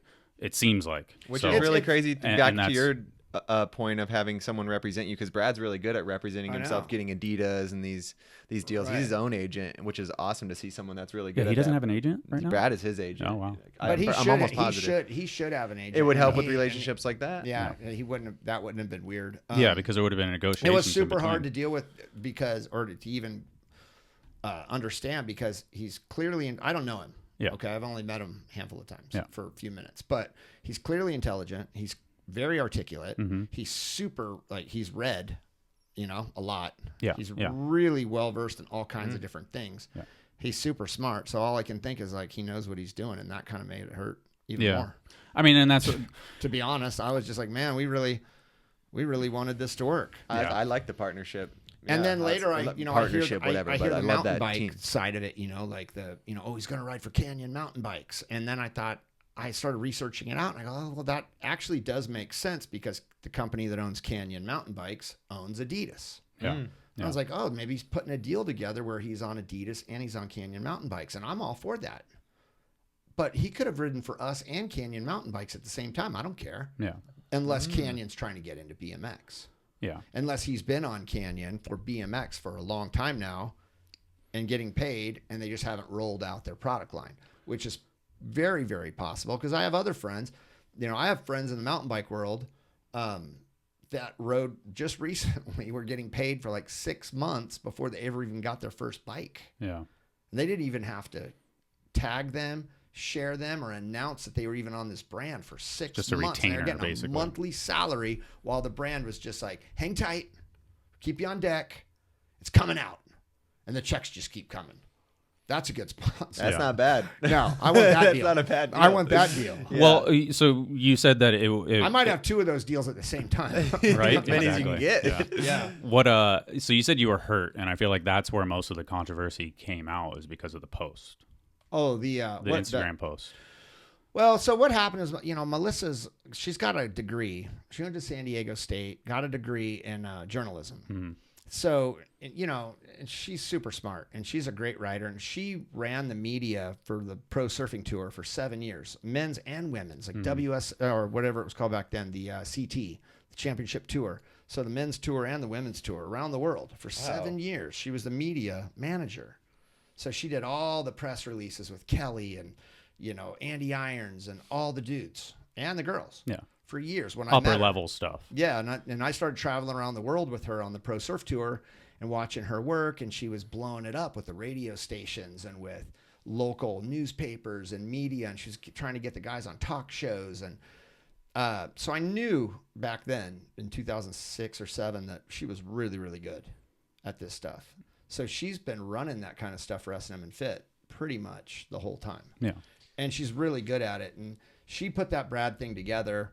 I talked to Brad. He told me what he wanted. I was like, I can't give it to you because we're really tapped. And then she stepped in and was like, nah, we're going to give it to him. I was like, okay. I mean, I fully trust her because she's been running shit for us for almost 15 years now, and she kills it. So I was like, okay. So she's doing a lot of the budgeting? Is that what? No, she runs the teams. Yeah. Oh, cool. And the But so marketing. you guys agreed to what he wanted then? She did. Oh, okay. And then if she says she wants to do it, I'm not going to say no. Yeah. So then why did Brad disappear? Because it just kept escalating. It was like she gave him what he wanted, and then a few months later, he wanted us to pay for his LASIK surgery, and she was like, nah, dude, we're in the bike business. We're not in the LASIK surgery business. Yeah. You pay for your own LASIK surgery. Then I think he got mad. Then he wanted more money, and she was like, no, you're not going to keep like squeezing me every couple months. Yeah. And then he kind of gave her attitude like, do you even know what I do on a bike? And she was like, yeah, I know what you do on a bike. That's why we pay you. That's why we pay you. And then, it kind of got tense. And then I don't know if because she's female or what, I know that hasn't gone over good in this industry for us for 15 years now. Like people don't want to deal with a woman. It's a real weird business we're in. Bike riders don't like to be told what to do in general, I feel Which like. is super weird because, like I said, I traveled the world with her for, 5+ years and watched her telling Joel Parkinson what to do. Mm-hmm. I watched her telling Mick Fanning what to do, and they were all about it. Yeah. They were like, she's good for my career. She's good for this sport. She's just good. And if she says I'm doing that, I'm doing it. And they all did, and they were super cool. And I was like, that sport is killing it. And then we get it back over to BMX, and she tries to implement so much cool stuff. Like she was the first person to get a rev share deal with YouTube in BMX. So she took the Fit team back in like 2008 or something, and got a rev share deal with YouTube, and then told like Vish and Robbie and all the guys that worked for us at the time, we're going to make a weekly video and it's going to go on YouTube and we're going to get rev share. And they were like, you're crazy. And then they like, Robbie and Vish, and then all the other guys got on board, and everybody thought she was nuts.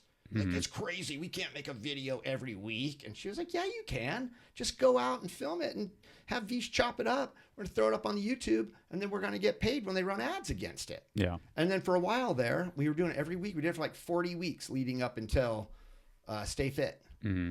That pushed those guys so far to the edge that she was telling them what to do, and she was making them do this stuff, that's when everybody quit, was at the end of that. And now I look back on it, and I just laugh because so many people have YouTube channels. Yeah. And so many people make money off YouTube. And she was saying that back in 2008, and everybody just said she was like stupid. It's how you make Ahead your of the company look good right now. Is it, you Yeah. put out your really quality stuff, but in between you got to put out the little chop up edits that for was people her to watch. point. And 13 years ago, she put that Wow. together. She was like, let's do a full length. We'll do it. First, we started with Ryan from Philly. Navazio. We started with Navaz. Yeah. Then he was like, this is F, threw in the towel. Yeah. Then we brought in PP, and then PP did it for a while. He's like, this is F, and he threw in the towel. And then I was like, oh my, this is insane. I can't get one dude to make a video because Melissa's telling them all what to do, and they hate it so much. Yeah. So then we brought Rich Hirsch in to like wrap it up, and then at the end, everyone quit and left. But the thing about Rich it Hirsch wrapped up Stay Fit. He edited Stay Wow. Fit. yeah, he I didn't edited know it. that. Yeah.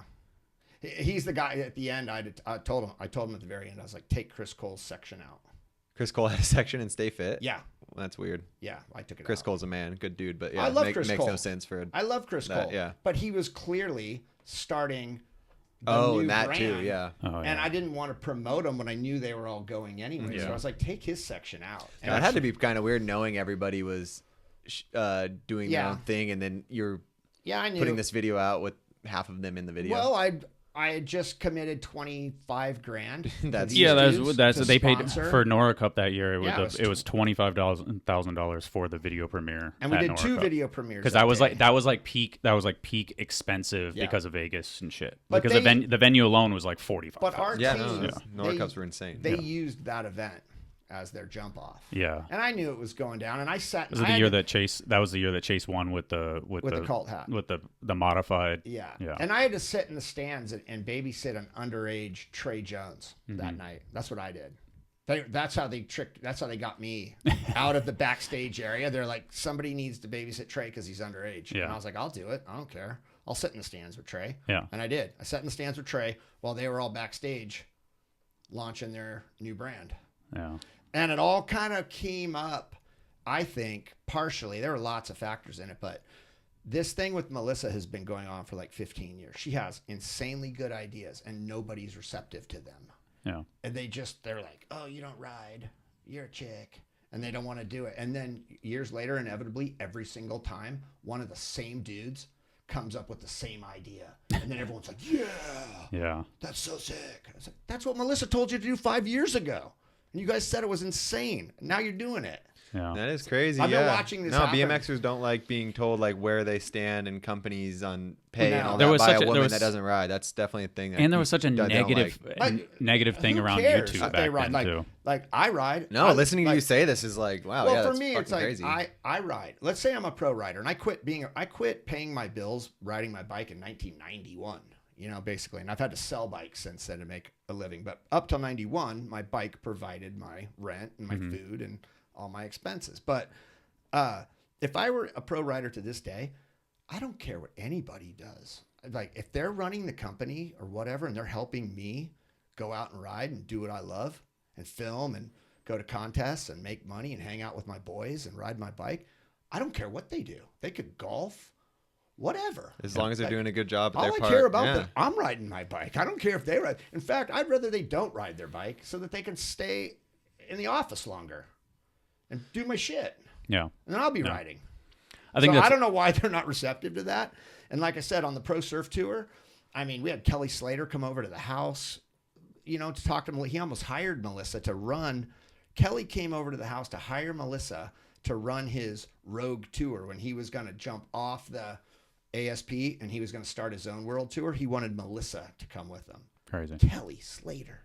And Maybe then you these BMX dudes think she's an idiot. And that's what I watch it going on, and I'm like, oh man, I wish these kids knew. Yeah. You should sit them down and You can't. never No, give you them a can't. little background on what she does many and kids in BMX her ideas, how they blossom. So many kids in BMX are locked in an apartment, and they're like in the couch, and everyone's so high, and they just talk each other into the craziest shit, and they fully believe it. So true in a They lot of aspects. fully believe it, like the into couch, Yeah. into couch, Yeah. They're into couch. I mean, I've lived at a BMX house, Oh, and me your too. little world and what you think's going on is fucking crazy. I lived in BMX houses too, and I would walk in, like I'd go out and work, ride, do whatever I could do all day, and I'd come home, I'd look at everybody, and I'd know instantly. I was like, mushrooms, Yeah. you know, acid, and everyone would just. It was like Dad came home. You know, everyone was like, don't let Moeller know. He can tell we're all on mushrooms, you know. And then I'd just keep on them until somebody like.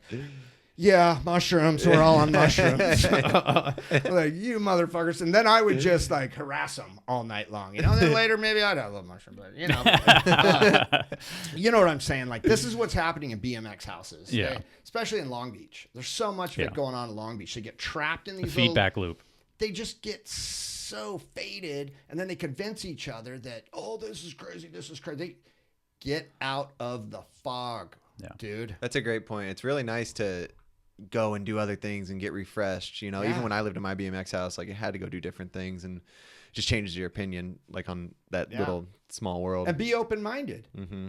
Like, a good idea is a good idea. And like I said, 13 years ago, Melissa's doing rev share with YouTube. Yeah. First one in BMX. Yeah. That's and it crazy. drove like that and other things, but that was part of what, you know, created such a divide. I mean, Robbie, I don't know. Are you and Robbie cool? I guess. Well, no, I guess haven't. I handed Robbie his last paycheck. Yeah. In 2009. Never talked to him since. No. He came in the office. I gave him his paycheck, and that was it. 2009. Prior to that, since he was a kid, like 14 or whatever. Yeah, he was a good friend of mine. My first pro race I ever did was in New Jersey, and I flew to LaGuardia, and they picked me up, and I stayed at the carpet business with Big Bob and Jan and Lil Robbie, and he was going to his prom or something. And I went to my first BMX National as a pro in New Jersey and won. Yeah. And came home back to the Morales carpet shop with all my money, waving it around, just acting like an idiot. And his mom got so pissed, she grabbed a $100 bill out of my hand, ripped it in half. I wrestled her to the ground. I wrestled Big Jan to the ground, and I squirted toothpaste in her ear. Robbie Morales' mom. Yeah. She ripped my money in half.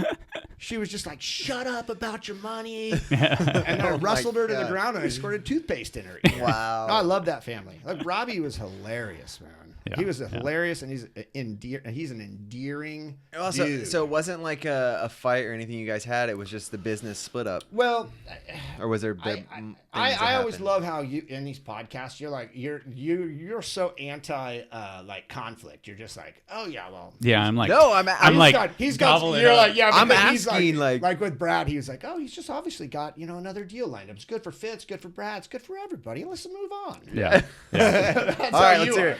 That's why You are, we're good because it it's is yin and good. yang. But, you know, I'm trying to walk the line, trying when not you piss have you all and kinds Brad of off at the same sponsors, time. When you have all kinds of sponsors, you got Vans, you got Rockstar, you got Hara, you got who knows? He's got Ethica underwear. Who knows what he's got going on over there? Well, there's a bunch Rainbow of stuff. shoots out of his butt. There's a He's bunch get of sponsored. stuff going on over there, and in his head all the time, he's like, oh, I can't say anything about that dude because that dude works with that dude, and that dude works with that dude, and then that dude's doing this, and he might be doing that later, and I might be doing that later. Well, yeah, I'm just He's homies like Hucker. with everyone. He's like Hucker. Yeah. I just can't He's say basically anything is. bad about it. pretty equal, pretty And similar that's to smart. Hucker. Not equal. That's but smart. That I'm is trying- smart. I'm trying to get Saying like, I'm the dumb one.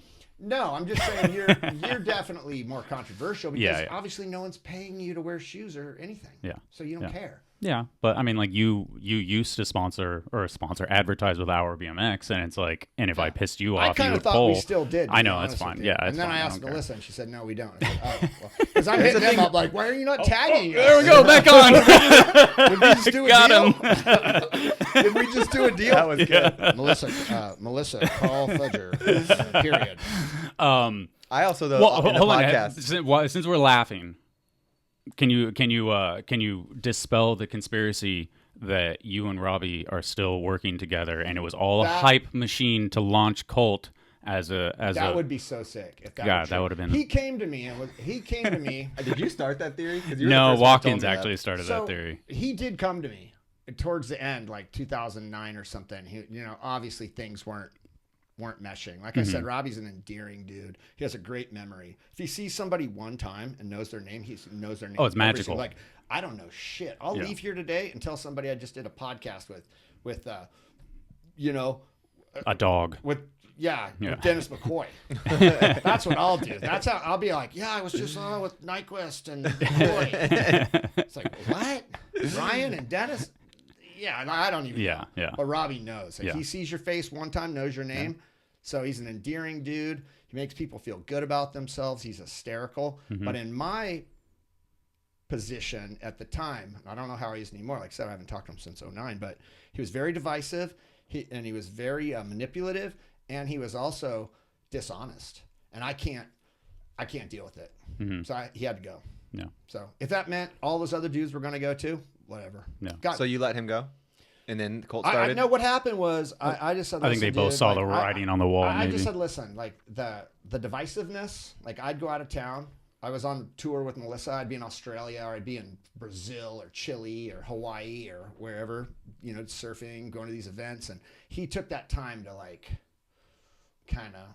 Yeah. Weasel his way in, the divisiveness Plant came the seeds. in. Then he started creating this divide. Then I became a giant asshole, and then all the kids hated me, the young ones coming up that I didn't know and have a relationship with. And then that's how the whole divide started. And then he got Neil involved in there too. That was like one of my key dudes. And then I'd ask him questions, and he'd be dishonest. And like I said, he was hysterical, and he's an endearing dude. But the divisiveness and the manipulative behavior and then the dishonesty, I just can't deal with it. So he just had to go. If that meant everyone else had to go too, whatever. Yeah. They all got to go. And it sucked. I was super bummed. I was like, man, these dudes are so good. Hawk, D-Hart,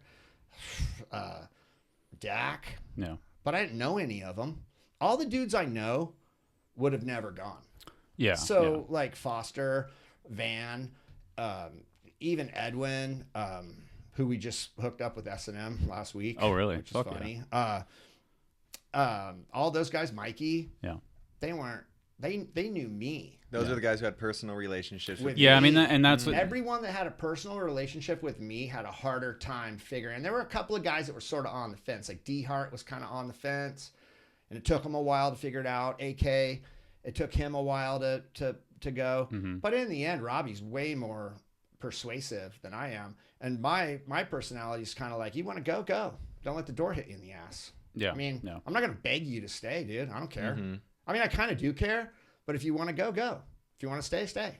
Yeah. No, You I want mean, to stay? that's, I'm gonna do everything I can to make the shit cool. But if you want to go, go. And the thing is, that whole time I'm paying Robbie just to deal with the dudes. It was like I was sitting at Hastings, the Battle of Hastings last year with Ramsdale, and he's sitting with Peraza, who was on Fit for a week. I don't know if you remember that.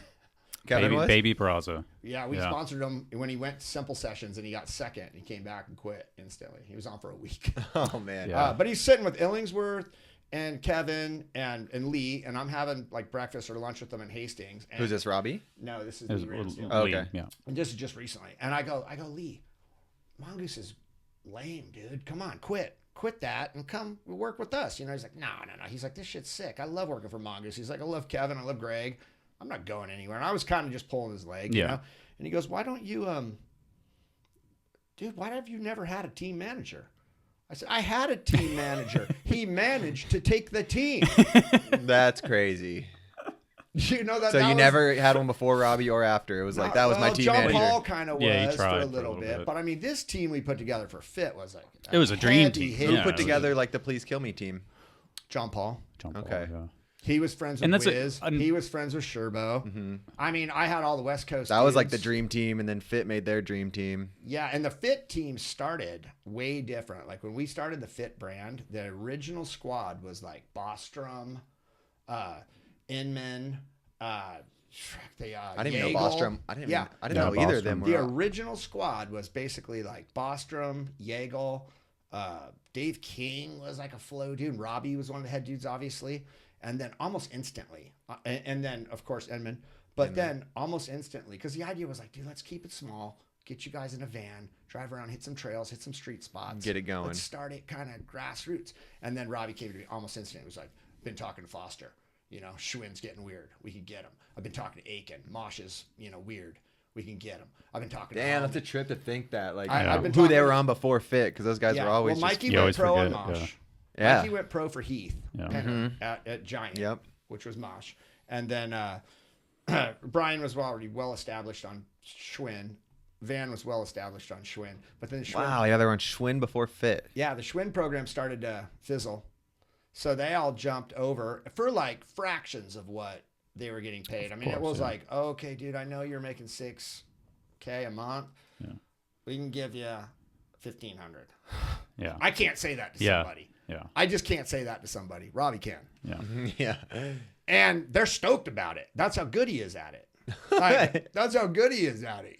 That's why I was like, damn, I'm just gonna stay in the office. And deal with these crazy like welders and shit. Fucking good team manager. I'm gonna let him. Well, he's a people person. He does have an eye for talent too, because he can remember. He can remember those kids. He can remember. He can remember that 14-year-old kid. You're like, damn, that's pretty good. Fucking whatever, invert or something. He like always has. He always has ends with someone else's money that he can bundle up. And make a deal, which is really helpful. So he can say, like, yeah, I can only get you this, but I'll get you on Vans. Yeah. I can't say that. Yeah. I can't even get a discount code for Vans, I can't get anybody on anything. So I can't do that. Understandable, yeah. But that Fit squad was like instantly like just a monster. Yeah. Monster squad for us. And then that was whatever, it was like 2000. And then my life just went into Fit mode and kind of never really stopped. Yeah. Like S&M kind of went on the back burner. Now I'm on the road 5 times a year to Taiwan for 2 weeks at a time. And then I'm trying to be on surf tour with Melissa, and I'm never even really around. So it was easy to, I would hate to think it was fully malicious, but let's just say if I'm not around, how am I going to have a relationship? With these dudes? It couldn't be like, Robbie, and this is me walking the line again, but like Robbie obviously knew that he was fucking you over. Yeah. But at the same time, he also knew that he was making a move that benefited him in the end, in the sense of owning his own business, et cetera, et cetera. Yeah, so whatever. it's I was bent back then and super bummed. Yeah. Now I'm glad. I'm glad it all happened, to be honest. The weirdest thing about it is these dudes, like they think I'm the biggest. Carrying the world. Yeah. No, the writers. The hatred. I've heard a lot of like stuff 10 about years. you just randomly from people. It's and, all, I always got my ear open. And it's not real. Yeah. It's just not real. Like, I was at home in San Clemente with my 2 kids and Melissa, and we were at Pizza Port, and I look over 2 tables away. I'm like, there's Vish and D-Hart. Yeah. And all the dudes. They're right there. At one point, one of my daughters was rolling like a rubber ball, and the ball went under their table, and she had to go over there under their table and grab the ball. They don't even say hi. I'm just like the biggest prick ever. So I don't know exactly. That's what I mean. They're carrying the torch of the rivalry. But there is no rivalry. Yeah, exactly. Like, but maybe send them some flowers. I don't. 2009. I never really I'm knew just joking. him. Like, I have so many friends. No, I meant Robbie. Like, I don't know. Well, but the conspiracy theory is funny. Is like, oh my god, they have this huge blowout, and then they have offices like 2 miles down the road from each other. And he, like I was saying earlier, he did hit me up. Yeah. It was like, and if it was real, you wouldn't tell us. Exactly. He's like, that would be really smart. Really, the ultimate troll. It is not real, but I will tell you that, like, right after. Right when things started to obviously get ugly, things were getting ugly, like 08 or whatever, 09. It was obviously getting ugly. He did come to me at one point, and he was like, "Hey, let's do this. Let me take all the young kids, start another brand. We'll go 50-50. We'll be 50-50 owners." Okay. And I was like, "Nah, I just want nothing to do with anything that you're doing, basically." Okay. So we wrote him like an employment contract, which straightened his shit out, but locked him in legally, and he was like, "I'm not signing that, and I'm leaving." Okay. But we gave him that to get him to leave, and then he didn't sign it and left, and the drama. But it makes sense. It makes sense from both sides. Why would he sign something that he doesn't agree with? Why would you? We wanted him to go. Yeah. So he went. Mutual. He just took a bunch of people, and when he took Neil, Neil came to me, and Neil was super cool about it. He's like, hey, I'm going to go work with Robbie. I go, you're going to go work with Robbie? Like, he's like, I'm going to be 50% owner. Oh, shit. In this new brand. I go, oh, damn. Yeah. He is? That's what he told me. Wow. And I was like, good for you, dude. Yeah. Honestly. Yeah. And then he went and got like a case of beer, brought a case of beer back to the shop, and never talked to him ever since. Damn. I was playing on the beach in Laguna. I saw him walk by with this baby stroller and a kid, and I looked right at him. He looked right at me. Crazy. It's how these dudes are. Like, it's, there's a weird ass deal. It's a weird ass deal.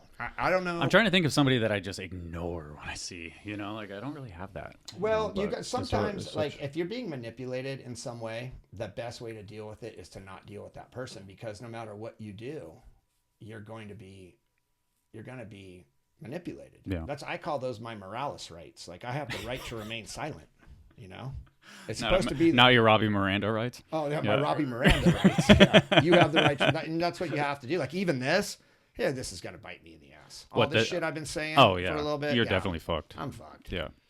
Well, if it's all honest. Well, I'm glad. I mean, I'm glad you're talking about it, because I feel like it has been pretty one-sided. You've been pretty quiet about all this stuff. So I was honestly a little timid about even asking. No, I don't care. We've definitely had a lot more like cult guys on the podcast. Would you say?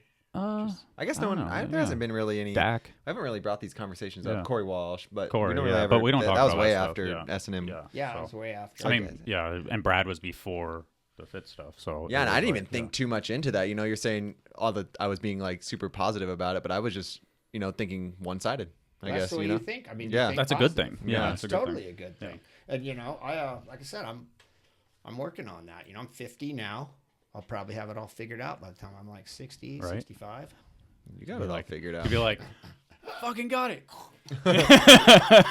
Exactly. But no, it's all good. I mean, I couldn't be happier with where we're at. Yeah. Some of the revenue-wise, the years after those guys left were my best years. Okay, that's funny you say that, because I was literally going to ask you, like, when was the peak of the buildings business, and then as far as like far as revenue, but not necessarily like net profit, because the two don't always go together. Well, I was going to ask, as far as you, like, what's your golden years of the building? Not revenue-wise, it was definitely 2 years, 3 years after all that drama. So like 2012 or 13 were like the peak. But those years almost put me in the ground. I mean, it was so crazy. The business was so big that business was so big and that it almost put you in the ground. Just working to death. 20 hours that kind a of in the day, ground. Getting so stressed, just getting so hammered, crashing my car, just you name it. I was like, it almost was the end of me. So that was the peak of the madness. Why was it so company? Crazy those years? Yeah. Like, just the hype of because Fit? the sales were so high. Like I said, I was going to Taiwan 4 or 5 times a year with Fit. That's what changed for me when we started Fit. Was S&M was all American made. It was super easy for me. I'd been doing it since I was a teenager. Then we introduced the Fit. Interesting. The Fit component to the business was complete bikes. That's where the money came from. Money does not come from the frames and the forks. You get royalties on frames. Yeah. You know how they sell. I wish I got royalties on the complete stuff bike. Yeah. Which is what I've always the little kids complete bikes. I've always thought that about in skating. You go pro when you get your board. And you get your money from your board, and you sell a shit ton of boards, and you get a shit ton of money. And BMX, I tried to do that with complete bikes with all those dudes. I had the Hawk, I had the D-Heart and the DAC. They all had bikes, right? And they were selling like crazy, and they were all getting royalties on the bikes. And then somehow that all got turned on me, and it was like, complete bikes are gay, and we don't want to have signature complete bikes. Like, okay. Fine. Then I guess nobody gets signature complete bikes anymore. You get signature frames. Whoop-de-doo. Yeah. You get your royalty report every quarter. Wait a second. We sold, you're like, we sold 40 SD frames in 3 months, and I get, what, $5 a frame? I got $200 for frame royalties in a quarter? Hell yeah. Yeah. If that would have been a complete bike, you would have had 10 grand. Yeah. So why are BMXers so confused on this? Like, get the signature complete bike. It sells thousands and thousands and thousands of units. Get the royalties on that. I mean, it doesn't have to be Mike's Spinner. It doesn't have to be at Walmart. Yeah. But make a good complete bike. Put your name on it. There you go. Yeah. That's what skaters do with decks. But in BMX, somehow that's not cool. So then the complete bike has to be named after like some kind of a death metal band or something. It's like, oh, the Warbringer. The Warbird. The denim and leather or some shit. Yeah, exactly. And then who? So I don't know. I feel like BMXers shoot themselves in the foot all the time. Yeah. All over the place. Like they just want it rinky dink. They want the whole thing rinky dink, and they kind of don't, but then they don't realize. Yeah, it's like you want to be cool, you want to be loved, and it's like if the perception that it damages your image, I can't do this style video because people will think I'm not cool anymore. Right. It's like, yeah, but if it shows you as a person and it's like you're funny and people like you more afterwards, wasn't it good? But I don't know. I don't know like either, it's a line, and I think a lot of it in BMX is who came up with the idea, right? Yeah. So when you've got everybody's in the smoky room, right, and you've got like Tony Maloof, and he comes up with the idea. Everybody's like, "This is so sick," Tony came up with this idea. We're gonna like make these little videos leading up to our actual big video. So sick, This is so awesome. And then Melissa comes up with an idea like that, and they're like, "This bitch is nuts. Yeah, that's stupid. We quit." Yeah, okay. I get it. Yeah, there is something to. There actually is something to that. There really is something to that. Yeah, that's why I said it. That's why I said it. I see it happen all the time. Yeah. But I don't know. You can be on both sides of the fence. Look at a guy like Hoder. Hoder will smoke you under the table. Yeah. And then he'll come and talk to me and be like totally logical. Mm-hmm. Yeah. And he makes good decisions. But he's outside of the clique of the deals. So he gets money from us, and a lot of it because his bars sell well, his frame sells well, his grips sell really well. I was going to say that when you're putting the names on stuff is like, you can grab a nice signature product, you can get some good royalties. So he does really good with that. I don't know if Animal pays him, a little bit here and there maybe, but that's it. Yeah. No one else gets behind him. And it's weird in BMX, he's been the best guy, there's lots of good guys in S&M and Fit, have been, but Mike he's at the top of my list. That's cool. That's it. He's so easy to work with, and he's like respectful. He's polite, and then man, when it's on, it's on. Mm-hmm.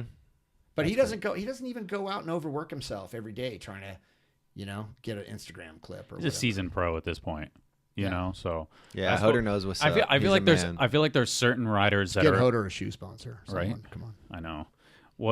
I feel like there's certain riders that are like. I don't know about this analogy, but they're a planet, and then they have moons around them, and it's like they're the center of it, and then you got these little people that listen to them, et cetera, and Hoder is his own type of person, and other people. Wow, I really lost this. Yeah, where are you going? Yeah. I'm waiting to see where that was. I just got caught I think in the eclipse. I think the fucking your planet and your moon just aligned, and I just went dark over there. Yeah. So Hoder's a moon, and he's got people gravitating around. No, him. You missed it. Hoder's the planet. Who's floating around Hoder? Is it because Hoder's so big? I think that was the vaccine. Is Hoder? I thought that was the vaccine coming through right there. He has COVID due to the vaccine. Wow. Yeah. Is this day 2 on our second shot? This is day 1. No, I'm at 24 hours. It sounded really cool. I was waiting to see where that went. I was like, "What are you saying, Butcher?" I felt like I was in that Inda couch in Long Beach. Right. Aubrey Macher's podcast going on.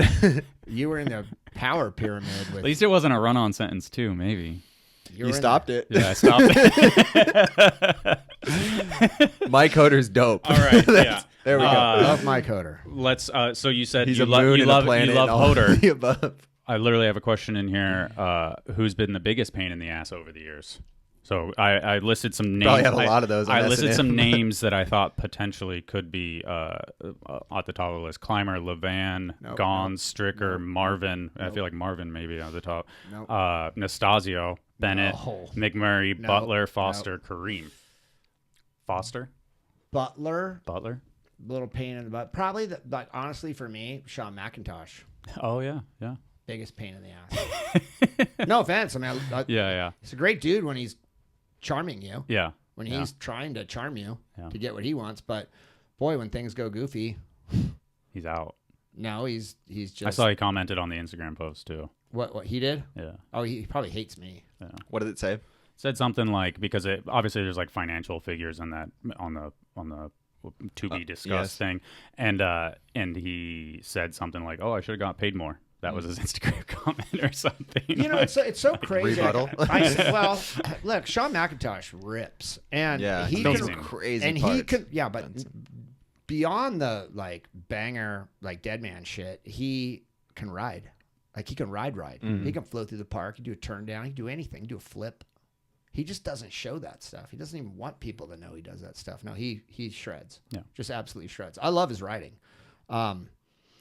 He was difficult to deal with for sure, but I think it was still cool to have him on Fit. I mean, that Holy Fit part was outrageous. Insane, It was a double section. Yeah. It was insane. Yeah. You know, and he felt like it should have been the ending part. That's why he was so mad. He felt like he should have got, video part of the year. Instead, Van got the last part. Van got video rider of the year. And then, Sean got super mad and told me, I was like, dude, chill out. This is Van Homan's this could possibly be Van's last video part ever. And it's killer. Yeah. We're going to put it last. He's going to win the part. And then I told him it's going to be his last video part. And then Sean Mack told me, yeah, it's going to be my last video part too. And I went, oh. Mentality. Like, dude, you're like 26. Come on. Don't be like that. But that was it. And then it was never. Then he showed up to the party with like Reynolds and those guys and almost missed it and was hammered and was going to quit. And I had to drive up to LA and go to lunch with them the next day and try and hug it out. And I was just like, this sucks, man. I want to deal with professionals. Like, this dude's so good, but he's just out there. And he's having some serious psychological problems with himself. And I can't deal with that. That's why I hired Robbie to deal with people like that. Like, I can't deal with it. Yeah. I got to go back and deal with the fucking iguana dude, Crazy business side. I feel like it is one of those things where you've just had so many of these relationships over so many years that I mean, that a people team are. manager is a real job you pay someone to do. You can't add that. That'd be like, all right, you're going to weld the frames and be the team manager. You got enough of your own shit going on. You do. Yeah, I know. You need someone to do that. Yeah. Every company needs one of those, and I know they Now cost hiring. money. Anyone out there? Team management? Well, Ben Thien's supposed to be the Fit team manager.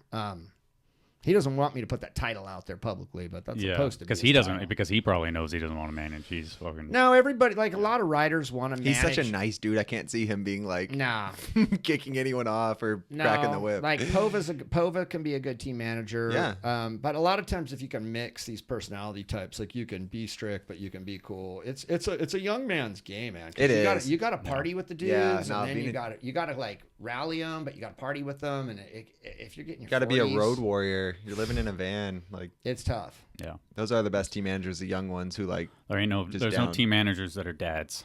That's for sure. In skating, there is, which is weird. Is there? Mm-hmm. Yeah, but skating's reached a new level of professionalism. Like the because you're a team manager, you also got your filmers and photographers. Now a team manager is like in BMX, you should film and shoot. Realistically, in my opinion, the professionalism comes with the money. So if you're making good money, like real money, if you're getting up there in the 10 grand a month range from all your people combined, your family's gonna understand you living in a van. Now you're a pro. Mm-hmm. Now you got to start acting like a pro. But if you're making $600 a month from bike riding, however the fuck you want. What are you gonna? Yeah, you're not gonna bother being a pro. Yeah. Or even caring. You're like, fuck it, I make $600 a month. What am I gonna do? Yeah. So in skating, people make a lot more money. Bigger industry. So they tend to act more professionally. Yeah. I think. You can have a family and be a team manager. Well, I mean, I don't think. I wish BMX would go that route. Like, I wish bike riding would go that route. But what I was going to say about, like, the comments I read all the time that are, like, so misled, in my opinion. They say, like, oh, so-and-so, risked his life for Moeller, and then Moeller gave him minimum wage. I've seen some of those comments. Like, I see it. I've been seeing it for years. First of all, I'll get this out there. I don't want anybody to risk their life. Okay? I hate seeing people get hurt. Hate it. Were you at the contest down here that one time that the dude came off the wall ride and snapped his fib and it was compound? I think you were there. At the Claremont contest? Yeah. I came down there to try and, like, I wanted to sponsor Chad Curley. Me and Melissa went. We were like, we wanted to hook up Chad Curley, and I kept trying to. I think that was like the same day Premium was there too. Yeah. Oh, that was that story. I was right? trying Yeah. to get in front of Chad Curley to talk to him, but he didn't like to talk to people back then. And I was like, who do I talk to? And someone was like, talk to Losi or talk to his dad. And we tried all day to get something going with Curley, but we couldn't, and we left. But the one thing we did see was the dude compound Tib Fib. And it was one of Melissa's first contests. And she was like, man, I've been to X Games snowboard contests, worked those. I've worked surf contests my whole life at Chopu and Pipe. And BMX is so gnarly like, sometimes, this is the man. gnarliest shit. Yeah. And the kid was screaming, hit the ground, said, ah! That shit just snapped. Then I took her to another contest at the compound when Peraza landed and his handlebars snapped and it sliced up. Oh the my god, inside of his that bicep. scar on his arm is Yeah, insane. I watched it happen because Yeah. I brought AJ and Naya there, and AJ won the contest. Me and Melissa drove AJ to that contest. AJ won, but when Peraza sliced the inside of his arm with that handlebar, and he was just screaming, he's like, ah, and it went, it just opened up. She was just like, Get me the fuck out of she here. almost never wanted to go to Yeah. contests again. And then she was working the X Games when Van cracked his skull. And she kept telling the security, she was working the course. Melissa was, she's on the walkie-talkie. She kept telling the people on the course, Van is down. Like, Van is down. He's cracked his skull. Something's happened, whatever. They just got him over to the athlete area. And I just said, okay, whatever. And then him and his ex-wife just like drifted off. Then he went back to the hotel and his head, his skull was cracked from here to here in half. And he went into some crazy like fit, and she called me, or what was her name? I can't remember her name. Sharon? No, it was Van's wife. His first Oh, wife. I don't know. But Yeah. anyway, I thought you were talking about she somebody called from me, X or Games. she called Melissa or something, and then they sent the ambulance over there, or someone did, and then he went to Cedar Sinai, and he was in there for like a week, Jesus. and with his head cracked in half, and then after that, he had to wear helmets. Yeah. That was the last event. Yeah, it was the last So one. Melissa saw all these injuries, and she kind of got a bad taste in her mouth about BMX comp. She was like, this shit's gnarly. Then she worked Big Air in Austin, and that, like, what's his name, McCain or whatever? He just, the Aussie kid. Yeah, I don't remember He what was that just like, crash though. Blah, they slide when they're unconscious on the big, Yeah. big Yeah. ramp, and they just slide out Steve to the McCain, floor. Yeah, yeah. like Yeah, right, Steve- right in Steve, front of you. Yeah. Yeah, they just slide out, No. and they're like snoring. She was just like, this is terrifying. Yeah. Surfing's gnarly. My girlfriend talks about that reef's so shallow right there. I'm like, there's not even water whenever we're riding. It's but always zero. I went to Arica, Chile for the Rip Curl Search in like 2008 on the heaviest slab ever. It is nuts. And I never saw one dude get hurt. Yeah, that's a thing. They're you know, so good at it. you got to be really cautious if you're falling in 10-foot waves straight to a reef. Yeah. And Melissa used to work that Chopu contest every year, and she never really saw anyone get hurt either. I mean, those guys are at such a high level. Yeah. It's crazy. Any regular guy goes out there, he's going to break his femurs. Yeah. Just instantly, But Yeah. anyway, first of all, I don't want to see anyone die. Okay, Or going get back to hurt. that. I was So wondering people are always like, Good the brain. minimum wage for Moeller's. Like, dude, you know what? Please, if you're not feeling it, if you don't want to do this for yourself, if this isn't personal, if you're not challenging yourself, if you're not 110% fired up to go down this and do this, by all means, pull out, go home. Don't do it. Yeah. Because if there's any hesitation in your attitude at all right now, you're going to get fucked. Mm-hmm. So if you're up there thinking, well, I'm going to do this for Moeller, go home. Seriously, go home. I don't want to see you do it, because the people I want to see do that, they're doing it for themselves. Yeah. And no other reason. And if you're squeamish, hesitant, doubting yourself in any way, shape, or form, you do not do it. And don't do it for me. All I want you to do is have like an image or a style that people want to emulate, and then kids are stoked on you, want to follow you, and want to buy our shit. Okay? I don't want you to go head first down El Toro and smash your face. I wonder where that comes from then. I don't Those know. comments that always circulate. I think it's people that 'Cause I've aren't seen that necessarily in the industry, or Yeah. they're not really like. It's weird though. Yeah. Yeah. And it could be just one person said something. just a weird and take The on whole it. little bubble of being on the stoner couch and everyone just starts. They're like bitter kids, and they're just confused about it. Like, if that's your style of writing, and that's what you do, then that's what you do. No, I feel you. It's like if you're doing, like you said, why would you don't want them No. out there thinking they're going to do it for you? You didn't send them a text saying, hey, No. you're getting a huge raise if you get that rail to rail tonight. Never. I learned that so early on. Like, I was at a contest at Skate Street in Ventura, And Troy McMurray, he and I never tell people what to do. Like, I'm not a deck dude. I don't hang out in the VIP area at the contest. I'm in the stands with the regular, people all the time. But this one particular time, I was down on the course, and it was like the end of the comp, and Troy asked me, what should I do? And I go, dude, honestly, your threes are so dialed, and your Smith down that ledge is so good. I was like, just 3 and land in the Smith. Because it seems so natural to me. Yeah. It was like, tack. He did it. No. Front peg slipped off, teeth into the coping, broke all his teeth out. And he's laying there on the ground, and pool blood was growing. Fuck. And I was like, sorry about that, dude. Yeah. Let's get in the van. We got to drive back. Yeah. Was that that one and only time? Yeah. You're like, I'm not telling anyone to do it. And we're going to stop at the strip club on the way home. He's probably down, though. He was in the van with all his teeth broke out. And we were like, dude, we're going to the Jumbo's Clown Room in Hollywood on the way back. And he's like, dude, just fucking leave me alone. We won't be long. Yeah. So after that, I was like, I'm not. In my head, I'm always seeing like shit. And I'm like, man, if I were Jordan Hango, I'd be doing this, you know? If I were so-and-so, I'd be doing that. Yeah, but you don't want to see someone get hurt with your ideas. Do not want I to used see to be someone- like that, always like filming the market video, pumping people up, and you see a few people get hurt on your ideas, and it's the same thing, just like... Just do them yourself. Yeah, exactly. Or just maybe give them a hint, like, that looks cool, but don't be like... And you know what? I'm a weird dude to accuse of paying people minimum wage to risk their lives because, I mean... I don't do that crazy dead man shit. I mean, I did rails and stuff back in the early days and a few handrails in the early 90s and did some tricks that nobody else ever did before. And I've been hurt. I've gotten hurt a lot over the years. And but I do this shit because I love it.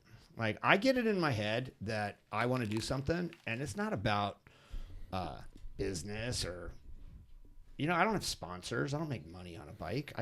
You want to do something, you want to make it through that section, you want to 3 that, you want to tuck no hander that, bar spin that, whatever it is, you want to do it. That's when you do it. Like you said, too, the riders you want to sponsor aren't the guys just sending dead man shit all the time. You've had them on your teams from time to time, but it's like your videos are always so well-rounded. There's everything. You want your rider to be cool. You don't want them to be just Evel Knieveling at every video part. Like, it's going to get old, and you're going to have your dude that's like, borderline going to get hurt every year. Yeah. It's those influential writers that are, really good for business. And, like Brian Wismerski. I mean, he's had his own look. He had that race background. He could dirt jump. And then he's like all these skate inspired moves on street and that kind of, you look at those parts now or Edwin's early parts, even before he was on Fit, you look back at what he was doing. You're like, man, that's kind of what dudes are doing now. Yeah. Influential. I think Wismerski doesn't get credit that he deserves. So it's good to see him. He's like been posting that he's gotten back on a bike. Oh, really? I know for a little while he was like kind of one of those bitter dudes. Didn't really care for the industry and BMX as a whole. But I think kind of found. And honestly, like it all did come to an unceremonious end for him. Oh, really? Yeah, I mean, it was just like overnight, but unfortunately, shouldn't have. I think that's another thing. I think he was like finding himself too. I feel like he was like kind of all over the place with music and totally. And I learned this early on, like in the late 80s. I had paying sponsors. I was on Airwalk shoes. I got a check. I was on Life's a Beach clothing. I got a check. I was on ODI grips. I got a check. Power bar. I got a check. I got a lot of checks coming in there for a while in the late 80s, early 90s. And one day, I just got dropped. I tore my ACL at the Brooklyn Banks doing like a fakey trick on one of the poles and tore my ACL, came home, had to get surgery, and I couldn't ride for like 8 months, 7-8 months. I got dropped by Airwalk, and I basically got dropped by everybody. And I was like, this is so lame. Yeah. That it got to be like this. Because like in skating, you can be on a brand for life. You can be a brand ambassador. It's not the Flow, Pro, Bro, Go program that BMX has. Like, guys will be on a brand for life. Like Mark Gonzalez has been on Adidas. Like, how long has Mark Gonzalez been on Adidas? That's crazy. Decades. Well, so I guess that leads into Aiken, right? Like, what is he on Fit for life? Essentially, not another on another handshake. I talked to him for a long time last night, and to Mikey last night, and he read that stuff and that post. That post affected a lot of people because there's 30 employees full time. Yeah. There's 20 salaried riders.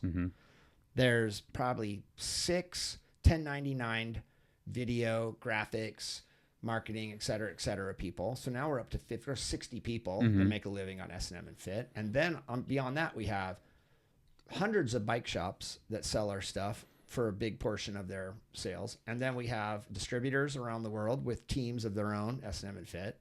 And then we also have vendors and suppliers. So we're talking hundreds of people that derive like a big portion or a portion of their livelihood from S&M and Fit. And then this thing pops up. We're selling the company. Yeah. When I went into work, so I'm in San Clemente right now, staying for the week in a house that's being remodeled. So it's like a construction site. And Melissa's got the girls in Colorado. I'm planning on getting up at 6. I got my alarm set for 6. I got a big day yesterday. 5 o'clock, phone rings. I pick it up. She goes, "Have you seen it?" I said, "Have I seen what?" She's like, "Some dude in Australia posted something about S&M and Fit being for sale." I go, "Oh my God." Is it for sale? I haven't asked you directly because I was here's like, the deal. I feel like I literally told my wife, I was like, I feel like he's fucking with I'm not. Here, I'm going to tell you the story. And that's why I wanted to come here today. Yeah. So I don't have to personally call like hundreds of people. I already called, Mikey called me, Behringer called me. Of course, yeah. Some of my closest friends that I've been around for a long time in BMX called me. I talked to Heath out in the parking lot, Penner, lots of people I've talked to. But what happened was a few months ago, I was talking to this guy that sells businesses. And he was like, "Have you ever thought about selling your business?" I go, "Yeah, I have thought about it." In fact, Billy Danishok from DK, I went to lunch with him once. He wanted to buy S&M. I didn't want to do it. Specialized hit me up back in the day in like the early 90s. They wanted to buy S&M. I didn't want to do it. Haro, Tony D, remember Tony D? Mm-hmm. One day Tony D called me. This is when like everybody was still there, like all the original or the younger fit dudes that left for Cult. Tony D calls me and he's like, "Are you, Moeller, are you sitting down?" I go, "No, I'm not sitting down, but just tell me what you got to say, dude." And he goes, "We want to buy, Fit." I go, "Okay." He goes, "How much?" I go, "Well, let me call you back." So I hang up. I think about it for a little bit and put like thought into it. And I needed to do something that was so good that I could take care of everybody and then do something else. I called him back. I go, "10 million. And then he went quiet and I went, "Are you sitting down?" Like he wanted me to sit down. Yeah. He needed to sit down. He was like, 10 million? I go, "Yeah, dude, that's what it's worth. Bye." What was he expecting to buy from? Did he ever tell Who you? knows? I don't know. He didn't ever give you. But what it was, I think, Tony D's Robbie's boy. So I think that was one of his original ways he was trying to get out. He hit up Tony D and was like, "You buy it, and then I'll run it." Yeah. So that was one of the original outs that didn't work. But Tony D. Now Tony D's over at USA Freestyle. Mm-hmm. Where's all that budget go to? Where's that women's team budget go to? What company? I don't know. One company. What? I don't know this answer. Cult. Oh, okay. Yeah. Oh, yeah, because of Paris and Angie, right? Yeah. Yeah. Like Angie rode for Fit. Yeah. And then quit when the USA BMX freestyle program started. And I saw Robbie in Vegas with Tony D, and they were all having a meeting. And that budget sends those girls all over the world to all these events, and they all happen to ride for Cult. Yeah. Yeah. They don't ride for Fit. That's the kind of manipulation that's going on out there. Like Vans. You're not going to.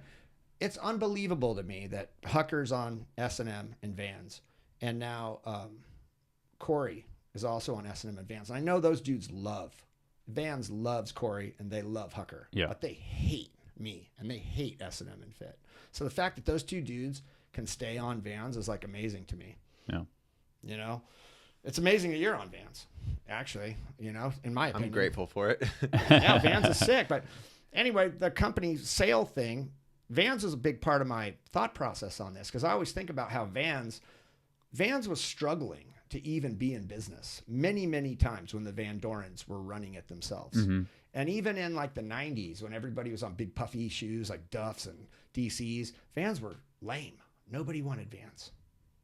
Like I would wear Vans and other people would wear Vans. Old school dudes would wear Vans, but the company was They were kind of like punk rock. It was like a core little group that and was they were wearing almost them. out of business. Mm-hmm. And then they sold it again. And That company's been sold a few times, but now that it's part of VF Corp and it's so big, you know, with Wrangler and Lee or whatever, all these other brands that they own, it's super corporate, but they have so much money that they can make it seem like it's not corporate, and they can do so much cool shit for so many people and do so many good events and charities and this, that, and the other, that if you look at two companies like Etnies, that's still privately owned by the same dude that started it, and you look at Vans, which is owned by one of the biggest corporations in the world, which company do most people think is more core? They think Vans is more core because Vans throws so much money at so much cool shit that you can't not help but think it's core. You're doing the Warped Tour, and you're doing all these charities and the Triple Crown on the North Shore, and you're doing all these basically Triple run Crown. BMX events. And if it wasn't for Vans, all these dudes and pay They do Daryl cool Now, shit. and pay Crandall, and pay all these dudes to come out, and you know. So in my head, the guy says to me, "Have you ever thought about selling your business?" I thought, you know what, I have, lots of times, but I don't want to. I don't really want to because I love it and I love running it. So then I start talking to this guy. He's like, "Well, let's just put it together. Let's put together a pack, and let me get it to some fully vetted people with signed non-disclosure agreements for their eyes only, after we figure out if they even have like the assets or the capital necessary to make this kind of acquisition. And let's just see who's out there, if in case there's a possibility that I could team up with somebody that can bring something else to the table that I can't, whether that's, you know, better manufacturing, different warehousing, you know, better distribution, or, you know, better websites, or B2B, B2C. Yeah, I'm down. Like, I don't want to sell it, but I'll look at any opportunity and I'll look at any scenario.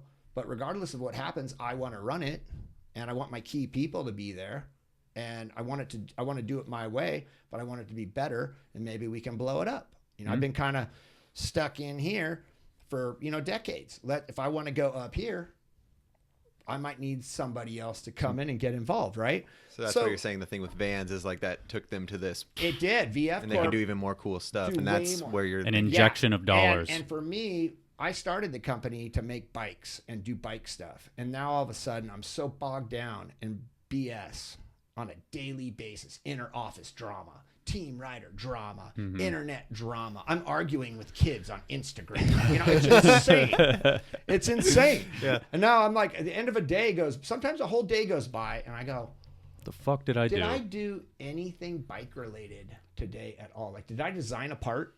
Did I cook up a new idea?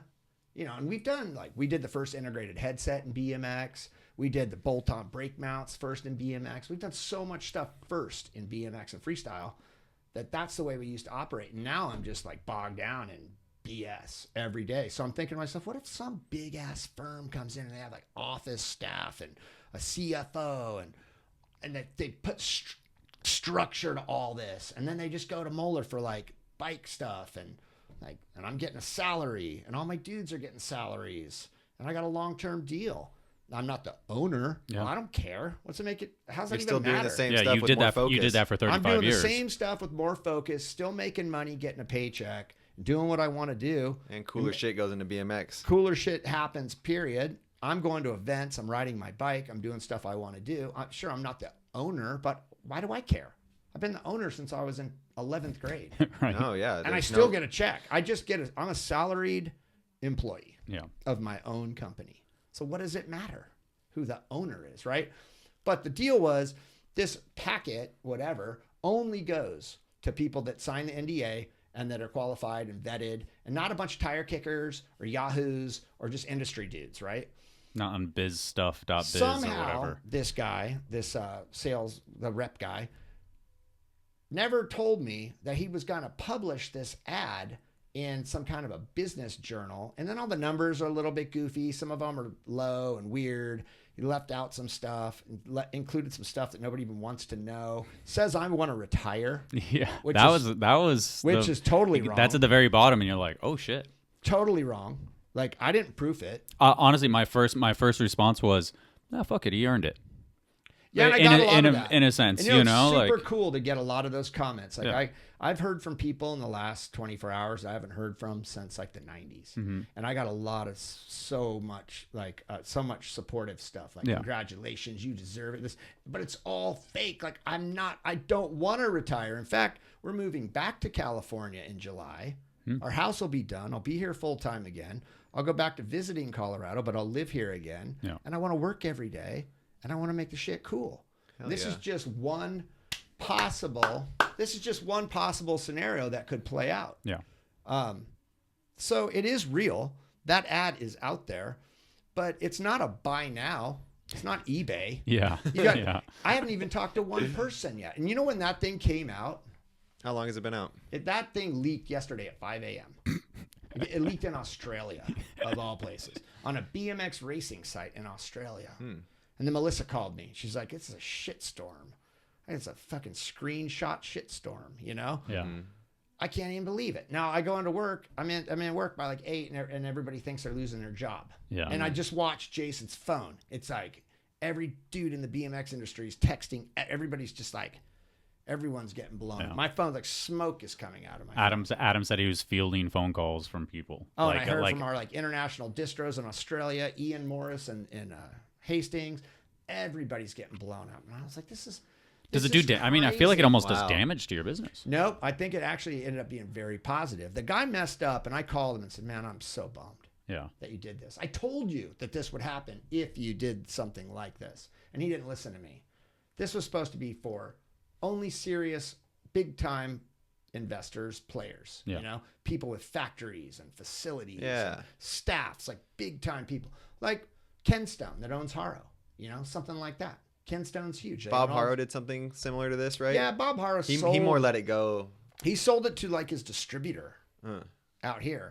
And then later that distributor sold it to Ken Stone. Okay. So Haro, as far as I know. Is Ken Stone a person or a company? Ken Stone's a huge company that owns bicycle manufacturing and assembly plants in Taiwan. I've been to their buildings. I used to work and made fits in the building next door to Ken Stone. Okay. So Ken Stone owns Haro, and I think Joe Fox runs it, right? Joe Hawk. Or Joe Hawk, yeah. So Joe Hawk, different animal. Some animal. Yeah. So this isn't what you would do, though. It wouldn't be like to that extent of what No, Bob I don't did with want to Haro. disappear and race go-karts. I mean, that's what Bob Haro did. That's not my deal. And then did you notice, like, he only owned Haro for like, what, 10 years? Yeah, not very Never long. since I was around. And with then Haro. all of a sudden he wants to come back into it. That's exactly what would happen. Like, I love my job. Idle hands. I love BMX and bikes. I don't like bullshit.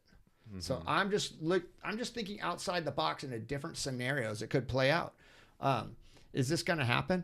I doubt it. But the positive side of it is I've got a lot of good feedback from a lot of people like, oh, the price is way too low and it needs to include this, it needs to include that, and this isn't right, and blah, blah, blah. So now I'll go back to this guy and either just take the listing down. I got to read my contract with them. Take the listing down. Nah, I don't even want to do this at all. Or we got to modify it and start talking to other players. So every morning, in the last couple of weeks, he'll tell me, okay, this is who hit us up today. So after that thing hit yesterday, this is where it gets really funny. 6 a.m. or something, that thing comes out, first call. Guess who's the first call? Robbie. Yep. And he gives me the transcription of the conversation. And Robbie says to him, oh, is this real? Is this really for sale? And the guy's like, yes, it's real. Yes, it's for sale. And then Robbie's like, I know the owner. I'm super excited to look into this. And then the guy says, it doesn't say what company it is. How do you know the owner? And he's like, I can just tell. And you can, because it's started in 1987 in Orange County, BMX bikes by the founder still runs it. Yeah. I called that guy and I go, what part of this doesn't say it's us? He's like, it doesn't say S&M or Fit. That's funny. I didn't even notice that. Just reading it though, you're like, oh, it's S&M and Fit. I didn't even know it didn't say S&M and Fit. And the only reason I know it was Robbie is because he told me he called. Oh. Yeah. So he called me as well. Like, yeah.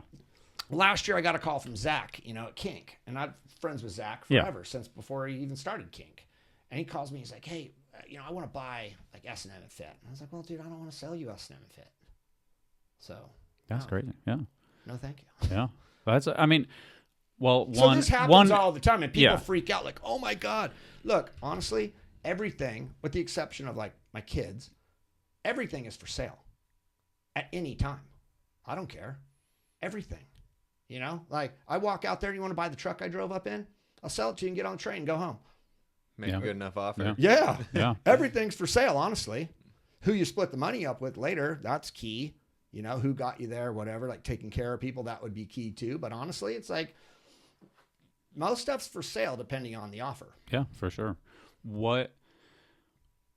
I guess I don't even know where to go from. I mean, that's one. It's like it's fucking awesome that it's not this doom and gloom scenario. Like, yeah, I'm fucking done. You know, like because I feel like that's kind of the almost the expected type thing. Like, hey, dude, I'm fucking older. I want to chill. I have so much energy. Like, I feel like I could start this business tomorrow and I'd be fine. Like, I'm fired up. I always want to go. I'm just sick of bullshit. You know, I want to find a way to configure the company so that it can be better, cooler, and move ahead. I don't want to get bogged down in a bunch of managerial baloney all the time while a bunch of younger people are coming up and doing really cool shit. And I'm up here just trying to like, you know, manage the farm. That's what happens. And that's why these companies flip. As of right now, no one's ever owned a BMX company longer than I have.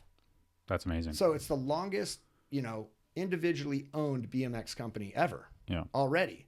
But that's why they come to a close and come to an end, because this weird thing happens, you know, and people, they either like, they die, they get divorced, and then that business dissolves.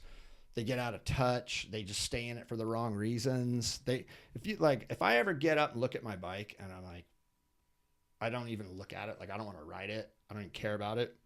I'll start thinking about maybe doing something else, you know? But for now, I go out in the garage and I see my bike and I'm like, man, I got to get to PT in the morning, get this arm ready, because I want to like go ride my bike, and I might only ride it once a week or once every couple weeks, but that's enough. Like, I'm still stoked on that. And as long as I'm stoked on that, I'm going to be stoked on the business. But people just see things like black or white. They're like, oh, the company is sold. Like, no, it's not. Like I said, it's not buy now on eBay. If somebody calls me, you don't toss the keys and walk away. Even now, I've learned so much in the last 24 hours that I'll go back and tell that guy, look, send me that as a Word doc, because I'm going to completely rewrite it, and we're going to change everything. Because I already learned a lot. But how good-looking man has owned this for 30 plus years. Exactly. Yeah. How do you know how much your company's worth unless somebody offers to pay you? Mm-hmm. You're only worth what somebody will actually pay you. Mm-hmm. You can say you're worth X amount all day long, but until somebody actually gets the checkbook out or the Bitcoin transfer, you know, you're not worth shit. Yeah. Like, did you get it? No, you didn't get it. You weren't worth it. Yeah. You know, if you can seriously get it, if you can get the guy to write the check and then go, shh, well, that's what I'm worth because he just wrote the check. Yeah. So now I'm starting to know more about like what my company's really worth. So I want someone to buy it for something you're stoked on, and you can blow it up even bigger. I like that idea. I mean, that'd be sick. I've already done this for 35 years. Like, why do you want to do the same exact thing? No, I like the idea. It's cool to hear. Yeah. You know, like, I would love to do something different. Mm-hmm. I guess just that ad was just misleading. That's all it was, because it didn't say as like oh, owner wants to stay on as like here's why it happened, because they sent me this questionnaire and I had no idea it was going to be in like a listing and a newspaper type thing or a website with ads. No one ever told me that. The photo's so weird too. It's a little thumbnail. It's the same ad that's on a dance comp Facebook. Weird. The photo. It's weird. It's like a kick out the wrong way. It's they use the same exact photo on a dance comp Facebook ad. That's weird. It's super bizarre. Is that guy gonna come after us? Is this like a hyper deal? Yeah. Like, is that dude gonna come? That's what confused me. I was like, I know this is S&M, but what the hell? Who is that guy? Like, I'd never seen it. I've never even seen that skate park either. I was like, where the fuck? Melissa sent me the link, and that was the first time I had ever seen it. That's amazing. And I was like, what is this? I can imagine what's going on. Here's why funny other people saw it before you even saw that. This firm sent me this checklist of things to answer, and I was like so busy doing a bunch of other shit. I was like, I'm going to go 1 or 2 word answers on all these, you know? Mm-hmm. And then when I got to why are you considering selling your business? The real answer is I'm sick of bullshit and people's drama, and I want to do a bunch of bike stuff, and I want to sign on with whoever would buy it for a decent amount of money for a long period of time to run it. But I was like, that is a crazy ass sentence. You know, you just wrote it. I should have. I should have just wrote it, because honestly, retirement, and then everyone puts it together like, oh, he just had kids, they moved to Colorado, they're in the mountains. Literally what I said. He's fly fishing, Yeah. whatever, he's out. He did it. Congrats. And meanwhile, I'm in Colorado like, man, I got to get back out to Cali. Yeah, Behringer literally sent us a DM because he said DM us questions. He was like, he used to talk, Mueller used to talk about sailing around the world. Maybe he's going to buy a boat and sail around the world. You know what? That's from Behringer. That's before I spent a couple years in Newport Sailing Academy and learning how to sail and realized that I get deathly seasick. Oh yeah, I can't fucking. So I was out. Before I was like, yeah, I would like to do some long distance sailing, get a boat and shit. And then I went to sailing school for a while. And then once we got out in the ocean, I was like, I'm a surfer. How do surfers get seasick? I was like the most seasick dude ever. I want to reset that camera because I'm getting really. I set an alarm. How long have we been at this? We're at 2 hours and 47 minutes on this. So we're pretty much there. Yeah, well, I mean, you've already. Yeah, I think you've beat the record, but I'm still down to talk more. I just want to reset that camera. Yeah, we can wrap it up in some succinct, cool way. Well, it's cool how it was like so natural. You just told the whole story all the way to the selling thing without asking really any. I didn't really ask any questions, just listened. It's all over the map, but it's beautiful. I loved it. I know it's a good one when I could just sit back and I forget to ask anything. I'm just like, wow, this is fucking awesome. 35 years is a long time to be doing something. Yeah, it's longer than I've been alive. And that's how long you've been at this company. How old are you? 30. Okay. Mm-hmm. Yeah, 35 years. Fucking crazy. That's what you're going to do then. Because I think, did you send that to me last night? I think I seen it for the first time not even 24 hours ago, and I was like... Yeah, I sent it to you. Well, because I was like, are you available? And I said, please say yes. Yeah. I mean, I would have done it anyway, but I really wanted you to be here. Great. And I kind of took it. You could feel the vibe, right, Fudger? Yeah. When I was like, he's like, Dennis might not be there. Well, I just didn't know. I just didn't know because I mean I knew. As I said, I was like, he's been around and he's gonna be around. Yeah. Well, when I talked to Hucker this morning too, and he was like, "Oh shit, I'm not gonna have a bike sponsor anymore." I was like, "Fuck, no one knows this. This is interesting. Like, I'm so stoked to hear." Yeah, I mean, a lot of people are like, "True or not true?" And it's kind of like. We got to put this out early then. I didn't know. I was gonna send. I'm gonna send it to Tom tonight, and hopefully we can get it out on Friday. It's like hopefully. True. I have to go. I have a true and not true. Oddly enough, I literally am filming a Schwinn BMX bike entry level for that studio that I do work with tomorrow. Wow, that's interesting. Oddly enough, so it's funny when you're like mentioning Schwinn. I was like, bizarre connection. Like never filmed a Schwinn. Well, that's what BMX blows bike. my mind, man. As a career BMX guy, I look at like SE and how good Todd Lyons is doing with SE now, and actually Todd used to be on S&M. Todd's a friend of mine. Yeah. Used to stay with Todd in Ohio, and I've known him since we were teenagers. He's a great dude. He's killing it with SE. It's insane. And Scott Breithaupt founded that company and then died in a camping tent on meth in a field. It's fucking rest in peace. Obviously, I heard that story. That's insane. He invented BMX. Yeah. Started the coolest first rider-owned brand. Yeah. Killed it. That brand was so sick, and then died in a tent on meth in a field. And I see the demise. Like I said, my first sponsor, bike shop guy, meth-induced stroke, died.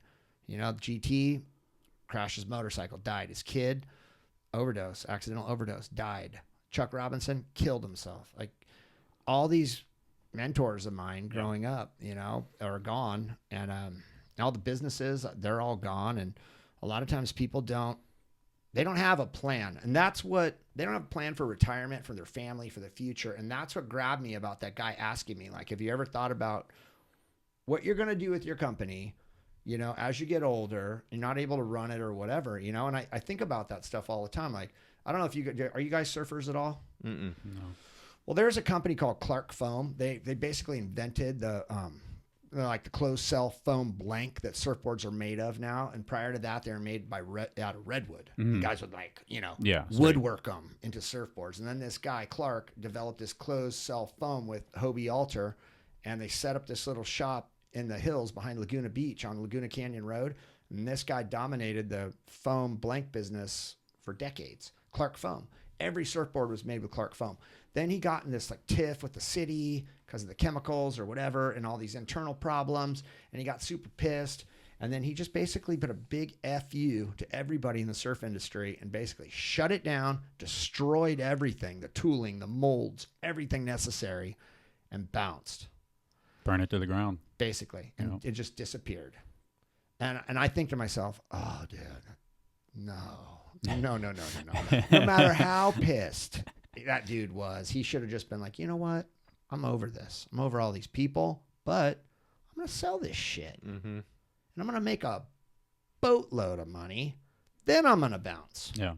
So what? Someone else just figured out the technique eventually? It took them a long time. Yeah. It's taken them a long time. A couple other companies have come up now that make the foam blanks, and people are looking at more environmentally friendly blanks and trying to do different alternatives for boards that aren't bad for the environment. But he left a hole in that industry that made it almost impossible to get a surfboard for a while. For a while. And prices went through the roof too. Damn. And this was his FU. I don't want to FU anybody.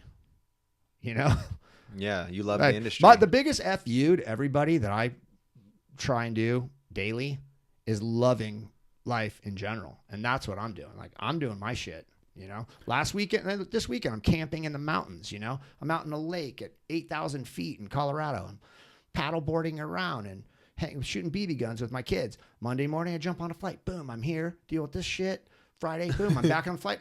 On Saturday, we're going to our friend's barn party that's like a rodeo operation, and I'm going to be at the barn party on Saturday. That's awesome. You know, and for me, it's like, that's the FU. Yeah, man. Well, that's being able to balance, you know, because you are still dealing with that bullshit, but you got to get away for those couple of days to make you okay to come back, you know, where you kind of... Well, that's why, you know, I love being in the mountains in Colorado, and I love being in San Clemente. Yeah. And for the last 15 years, Melissa grew up in that small mountain town. You know, I grew up out here. So, you know, we're on T Street. We're looking at the ocean. Then we're in Colorado, and we're looking at snowy mountains with a river running by. Yeah, killing it. It's like, are you fucking kidding winning. me? Dude, Are you kidding me? Like, it doesn't get any better than that. No, definitely It's amazing. So, especially too when you hear all these stories of your mentors blowing their brains out and you're going in a tent and doing crack. Like, you did the opposite of that. well, yeah, I could have been going down that road at some point. Anyone could have. Yeah, you know, but like, you gotta kind of get out of the funk. And Thankfully, you sold that weed and didn't smoke it all. yeah, dude, I never, you know, it was so funny. These people, I was like, I had to do that thing where I was like, oh, bro, it looks a little shaky, man, but it'll get you high. Yeah. You're like, I think that's And what I- people say. Let's be like, yeah. Right? You gotta, salesman. Yeah, you got to do that. You got to do that. I would like to talk about two things. What you're most proud of over the 34 years, if there's a single product or event or gathering or person. You know, I know that's a hard question, kind of vague. Well, I mean, I think I'm most proud of the fact that we're still here. Yeah.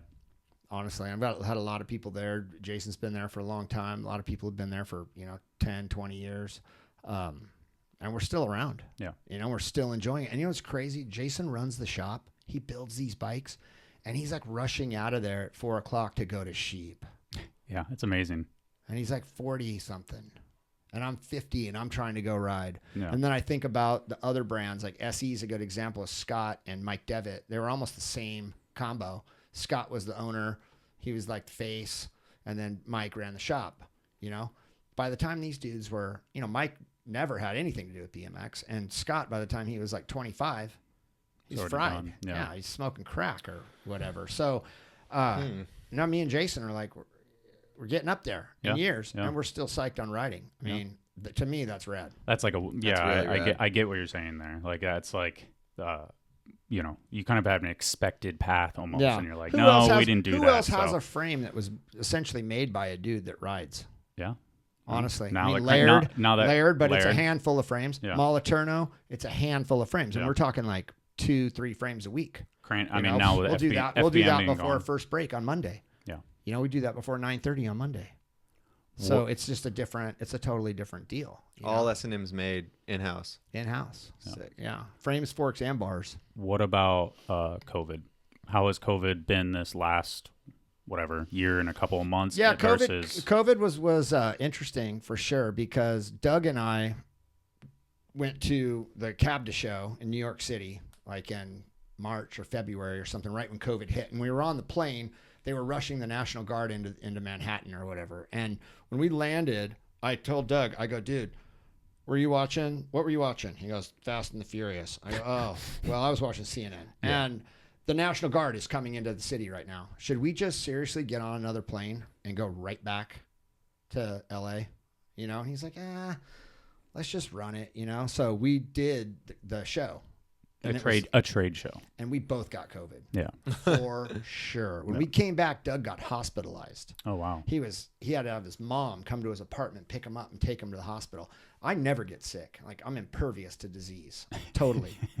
I know it sounds crazy. No, I know what you're. Yeah. It's true. I'm impervious to disease. And I tell people this all the time, and they think, oh, dude, you're full of shit. I've never been sick, never stayed home from work a day in my life, ever. And I started going like, and I'd read these or hear these things in the news. They're like dry cough and, you know, a little soreness. I was like, oh. Yeah. It's like, what's up? Nothing, man. I'm good. Yeah. I'm good. And then I was fine. Yeah.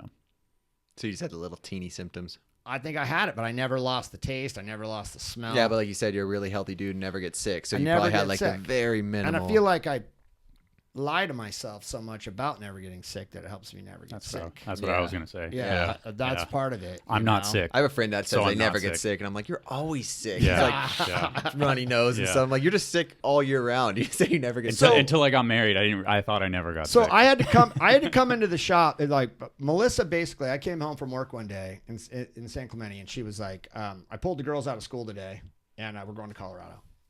And I go, for how long? She's like, remains to be seen. So that was out. That was it. They're out. Yeah. It was like March. They're out. That was right when COVID started. That was Right her when plan. COVID started, she was the first one to take the kids out of school. School got closed like a week later. Yeah. In San Clemente. She was already like, nah. She was on top of it first. She took them out. She's like, we're going to Colorado. So we went to Colorado, and then in the year since, we've been out there for like maybe a year and 3 months or something now. I've been bouncing back and forth like every 3 weeks, and I'll come out here for like 4 or 5 days and work and go back. And then right when that first started, we were doing the Supreme bikes, so everybody had to come into the shop to build those Supreme bikes. Then we came out with the COVID Cruiser, which sold like crazy all year long. We did like 800 of them or something, and people still are like hounding us to make these things, but we're done with it. The Supreme bike was good. The COVID Cruiser was good. Business has been really good. I took the opportunity to like fix up some things in my body that were jacked. Like I got my hip replaced in January, and then I rehabbed that up to like March, April. And then I thought, you know what? That was $6,000 in deductible. I'm going to sneak in my shoulder all in the same year on this $6,000. So I went to Vail and saw the Eli Tomac doctor, Dr. Peter Millett. And then he did the shoulder. But as I get on the bed to go in and do the shoulder, and I'm sneaking both surgeries in the same year to get the deductible. Mm-hmm. And they're like, oh, we see your insurance year ends in like October. Fuck. It's not a calendar. They're like, no. Oh. Yours ends in September. Damn. They're like, we need $6,000. Oh. God damn it. So I had to get the credit card out. Another $6,000. So I'm $12,000 in surgeries.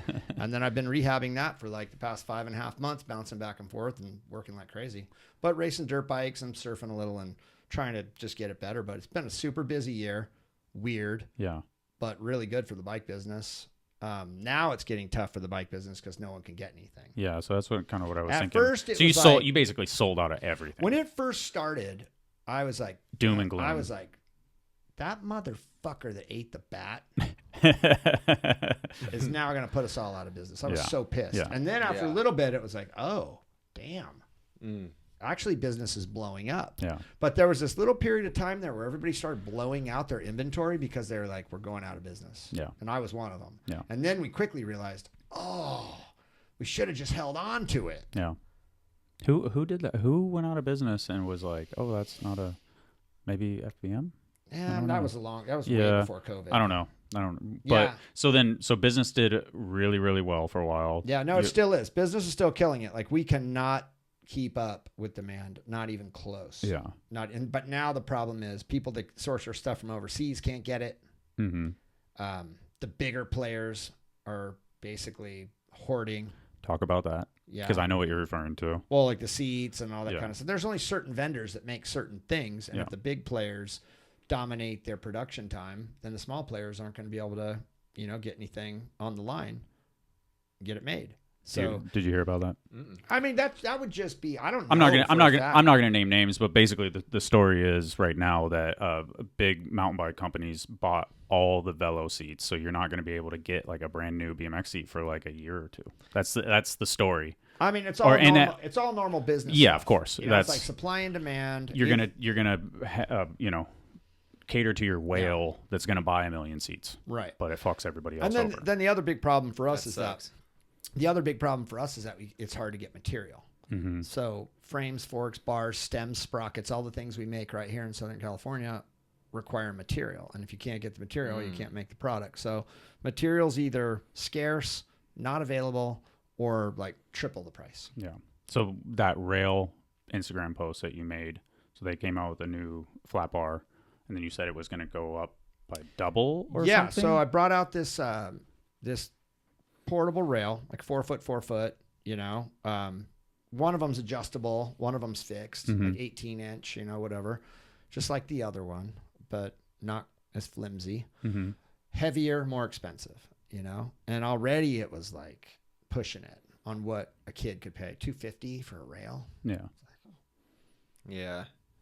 You know, already. And then I get this, I put in the order for the second run, and I've already spent like thousands and thousands on the tooling for like rubber feet with shields on it, sick shit, plastic caps with shields on it, all this custom tooling and badass shit. I think the tooling for that rubber foot was like $12,000. And then all of a sudden I do like whatever, a couple thousand of these things or something, nowhere near to even pay off the cost of the tooling, even with the margin and the whole deal. And then they tell me, oh yeah, you know, the manufacturer is raising the price by like, you know, 65%. Fuck. And the minimum quantity went from like, oh, you got to order 1,000 of them to now you got to order 10,000 of them. I was like, 10,000? How long? They asked me, how long would it take you to sell that? I was like, fucking 14 years? I don't fucking know. A long ass time is the answer. And 60% more and 10 times more pieces. It's just outrageous.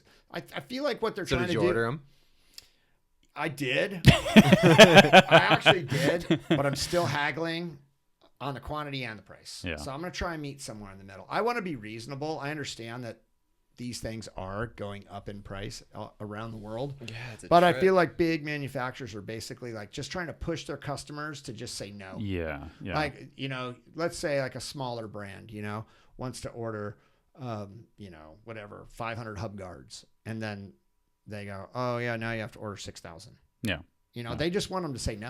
It's just not worth. Yeah. They're like, oh, it's not worth our time to even bother with it. They just want them to say no. And then they want to like, just, you know, be done with that. Mm-hmm. They're making enough money. Yeah. What? So, but it's got to end, right? Like we've seen these kind of things happen before, and so you got to be smart and just do whatever you can to get through to weather this storm, because there's always a storm. Like this is the storm now. The next storm could be something else. Yeah. And then we've been through, you know, in 35 years, I've been through all kinds of crazy shit. And you just got to like be smart, not freak out, take a deep breath, and just deal with what's happening today. Get up tomorrow, make a list of what's happening tomorrow, and go from there. But check BMX Ultra, make sure they haven't posted anything. I don't stress myself out at all, like Melissa does. Oh yeah. This shit, she'll get stressed about, like the Sims thing. Super stressed about situations like that. At the end of the day, I just go, day's over. Yeah. Now I'm gonna go ride, or I'm gonna go down. Paddle around the river. You can leave it alone. Yeah, I can't now. Separate. It's taken me a long, long time to be able to do this.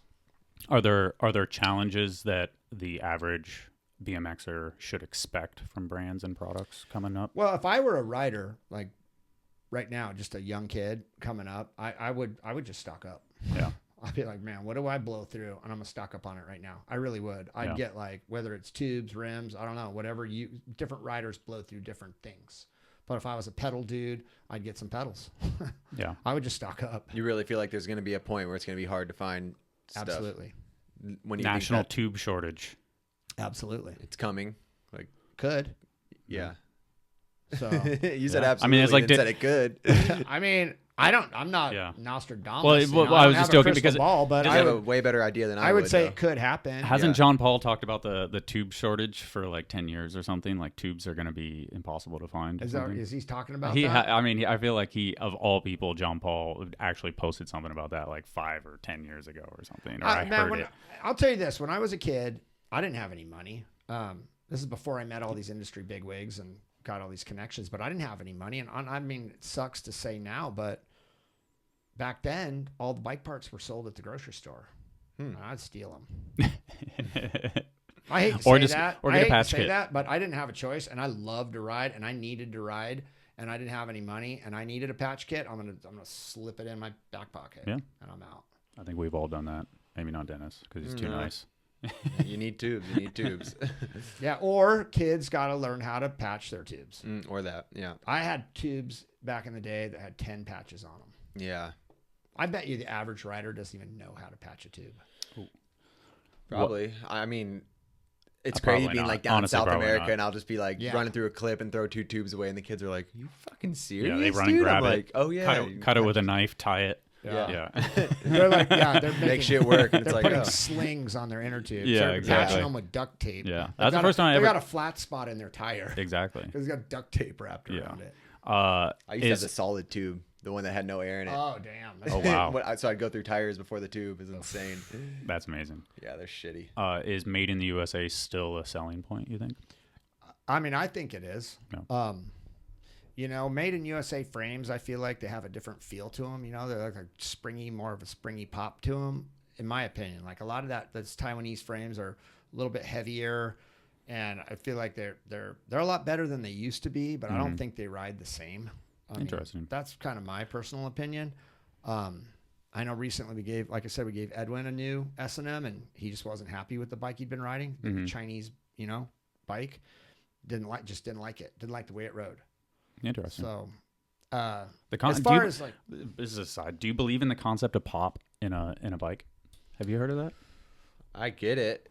Yeah, I think it's a little. It's not like ollie pop, but I feel like it's more of like when you turn it, or you do the flex. When I put a whole new bike together, because I run my same parts, frame, everything's always the same, and I'll put a whole new one together. And that first, it's like, oh, this feels so good. Yeah. And I can't explain it because I just switched all the same shit over. It's just like, got the perfect, I guess you'd call it pop. It's just, maybe that's feels the wrong so word. good. Yeah. Like, it's just so, nothing sagging. It's just so perfect. It's crazy. It's all the same parts though. Like I just switched cranks, and cranks don't bend or anything. Like my cranks don't. And my bike feels better just from putting new cranks on for some reason. Yeah. No, I know. So I can see how if you have this person who puts way more passion and love into making the frame in your factory compared to just someone just zipping them together down a line in China, it's probably a lot different. It is a lot different. I mean, they make good stuff over there. And most of our frames that are imported, Fit has imported frames, they all come from the same shop. I mean, when I go over there, it's like, oh, We the Peoples, BSDs, Strangers, Fits, they're all get made in the same shop. Maybe the only frame that doesn't get made in that shop are Sundays, and they have some other places they go to because they have better Taiwanese connections, than the rest of us. But I feel like the frames that come from over there are good. USA stuff's really cool too. I mean, we can do it in smaller batches. We can do smaller colors. We can change it up quicker. We can make changes quicker. Cool. We're not waiting 6 months for an order to show up. The majority of BMX brands now, it's all about when does the container arrive? Yeah, yeah. You call the sales rep and they're like, oh man, no, we're just chilling. We got the shirts and the socks and we got the dog bowls and the basketballs or whatever the fuck they're selling. But they got no parts. The container's not here. And then everything's about when do the containers come? Yeah. And then one day they get to call the containers here. They just start hitting everyone. Yeah, up. and I always ask the FedEx driver, it's like Colt's around the corner from us, and I always ask the FedEx driver, I'm like, what's going on, dude? There's no Colt shit in that truck at all. What are they doing over there? And he's like, oh, they're waiting for the container. We don't wait. We wait for the paint truck. We wait for the chrome truck. We got shit coming in every single day. Yeah. That's the thing about Made in USA. Yeah. Like, it's quicker, smaller batches. You turn them over quicker. You got cool shit, different shit coming in all the time. The cost to make it's a whole lot more. Yeah. And now is there like a pride thing involved with Made in USA? I don't know. I feel like there is. I feel like there used to be for sure. I buy Made in USA, but I'm seriously an old man at this point. You know? Yeah. I feel like it's kind of the same for me. I try and be conscious about it and make smart decisions with my purchases these days. Outside of BMX too. But it's I don't know if other people care. Yeah, you're looking at the tape measures and you're like, oh, the Stanleys made in USA from imported materials. Yeah. Yeah. Yeah, I'll get that one. Yeah, I don't know. I mean, that's like World War II old man stuff, Yeah. I like the Made in USA thing. I like making bikes, like actually physically going out in the shop and like making handlebars, making bikes, like seeing it getting made. Yeah. I think that stuff's cool. I think it's it's like magical in a sense. It's rad. It's so much cooler than. I don't really want to be just sitting in the office, emailing the drawing and then waiting for the container to arrive business. Although that might give you more free time to worry about the graphics or the image or taking care of the riders and patting people on the butt and all that kind of stuff, I don't know. I mean, a lot of this podcast, we're sitting here talking about like the reptile dude and the dune buggy dude, because that's a big chunk of what we do. Yeah. Now, does that make us better, or does that just distract us from what everyone thinks is important in our little marketing bubble, which is just like team and image and whatever, I don't know. Yeah. I think it's a whole other, what's the category that the other brands can't even compete with, so the people that you get that don't necessarily care about team or image, like that. It'd be way easier to like get behind different brands if there was more because a lot of it is just team logos, image. Right.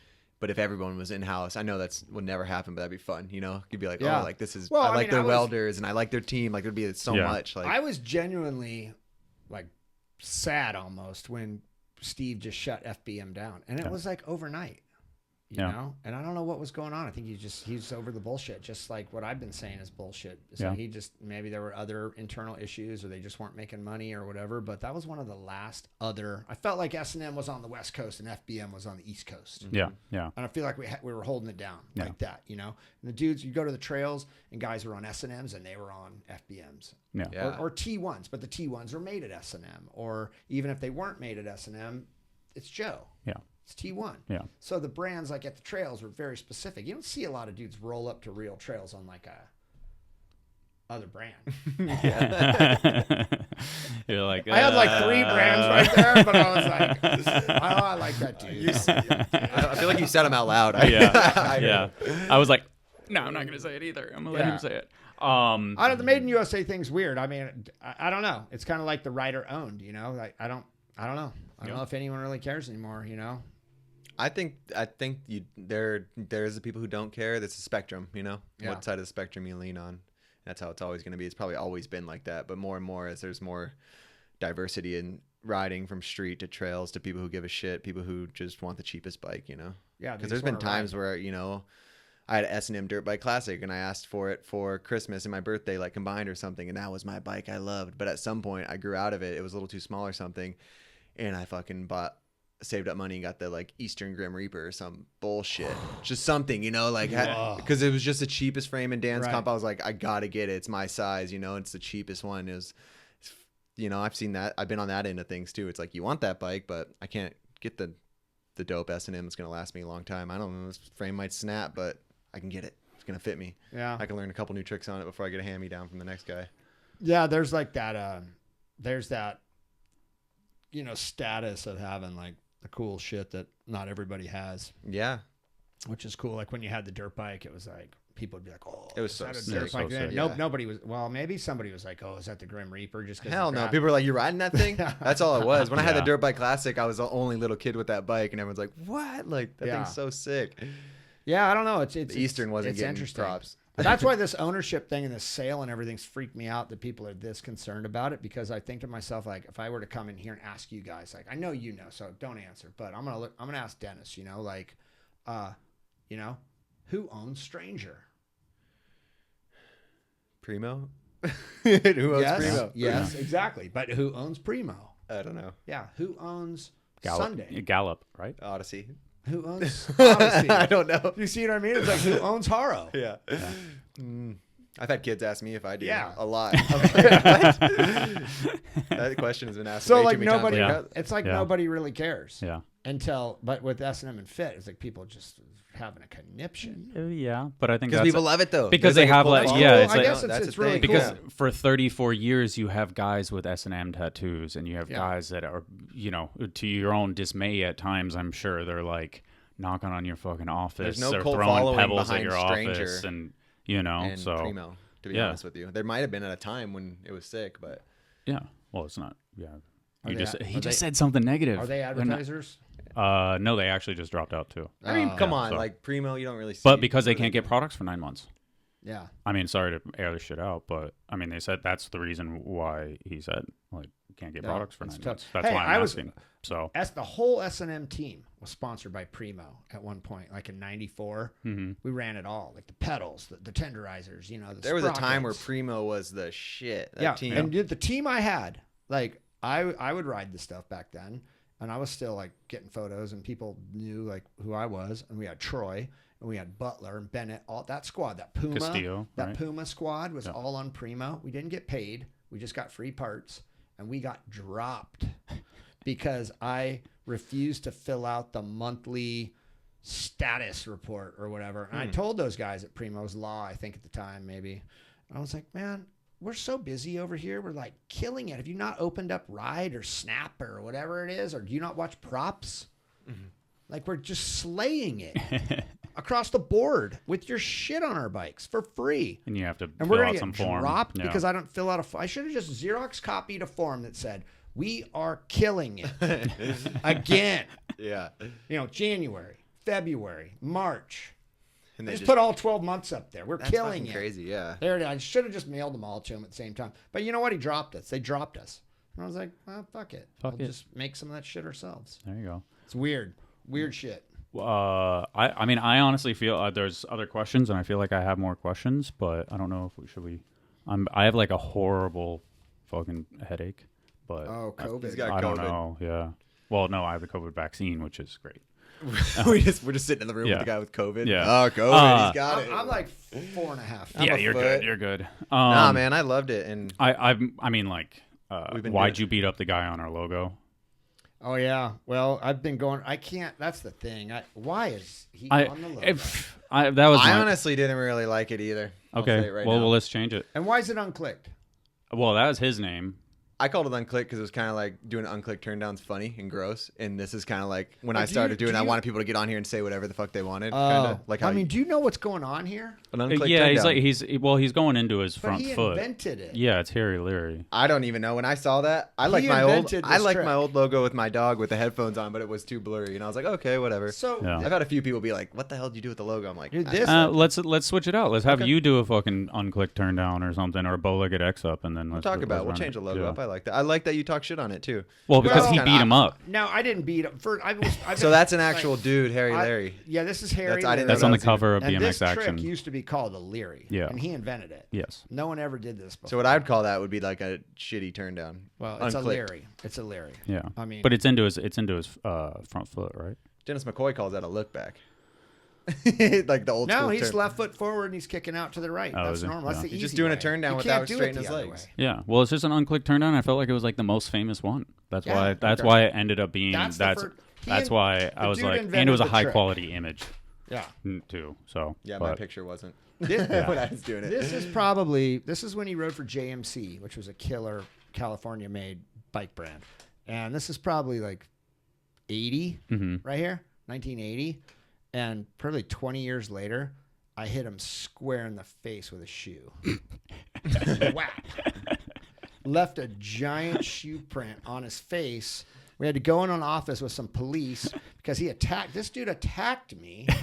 So can I just tell that story? real Yes, quick? please. We're That's- out on the- we're this is out- how I want to end the podcast. Okay, Yeah. so this is like we're way too old, and he's 11 years older than me, and we're way too old to be. Where's like, all this dust coming from? It's like, oh, there's two old guys fighting in the parking lot. We are way too old to be worrying about racing, and this is like when I was maybe 30 something. You know, we're racing Vet Pro. You got to be like 30 years old. Used to be a pro. Now you're Vet Pro, and it's just supposed to be cool. Like, oh, these were our dudes back in the day. Now they're still racing. Yeah.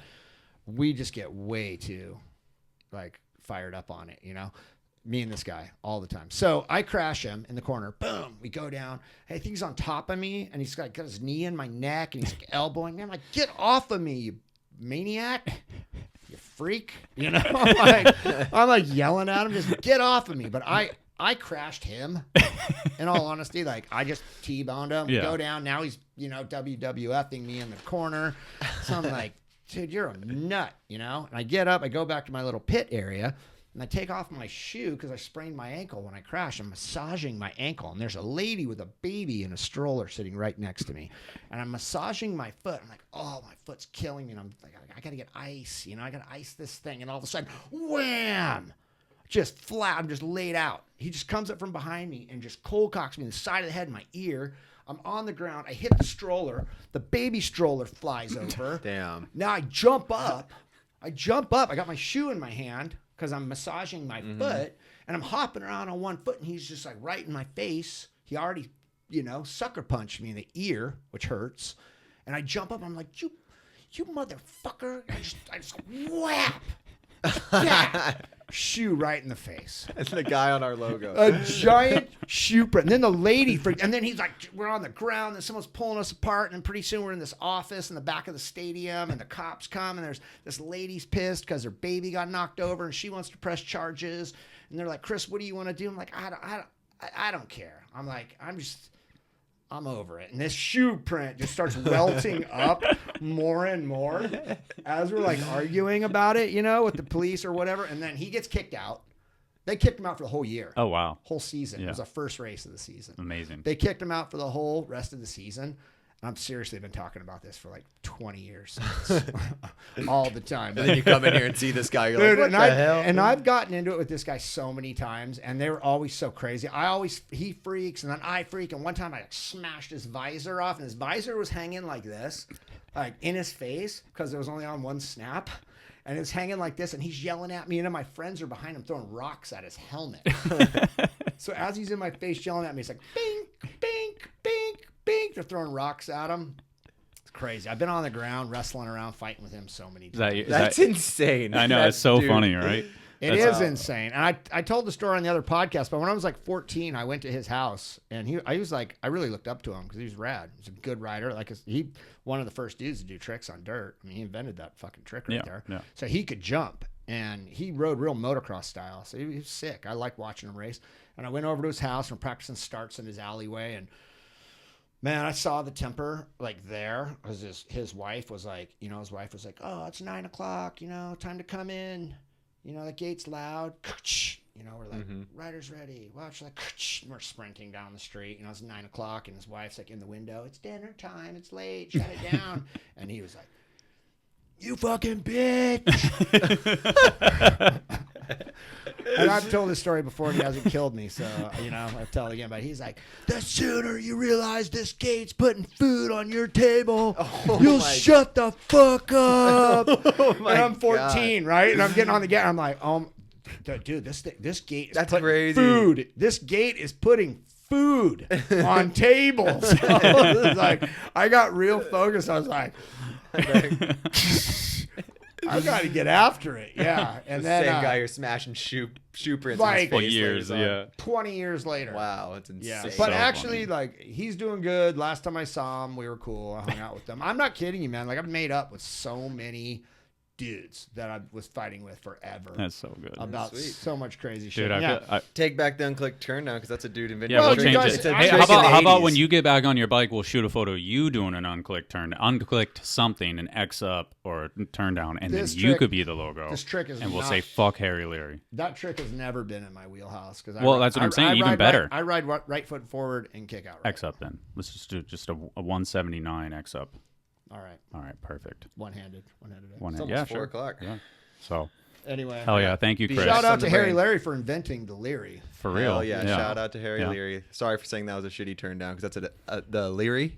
The Leary. It's not even I an literally, Unclicked turn down. We I got literally everything, we got said everything fuck wrong Harry with this Leary logo. like, Turn 20 down. seconds ago. Turn down Quick came shout up- out to him. Turn down came around when they did it on ramps. Okay. Yeah. So on dirt, it was a Leary. And then when you're on a ramp, you go straight up. You don't even Turn have it to down. kick the back end out. Yep. All you do is turn it down. That's why it's turned down. Okay. This is a Leary. You got to kick the back end out 90 degrees. Yeah, that's I hard. want to do some Learys today. You should. Hell yeah, dude. Well, thanks for everything. Yeah, thanks for I'm gonna having go me. ride.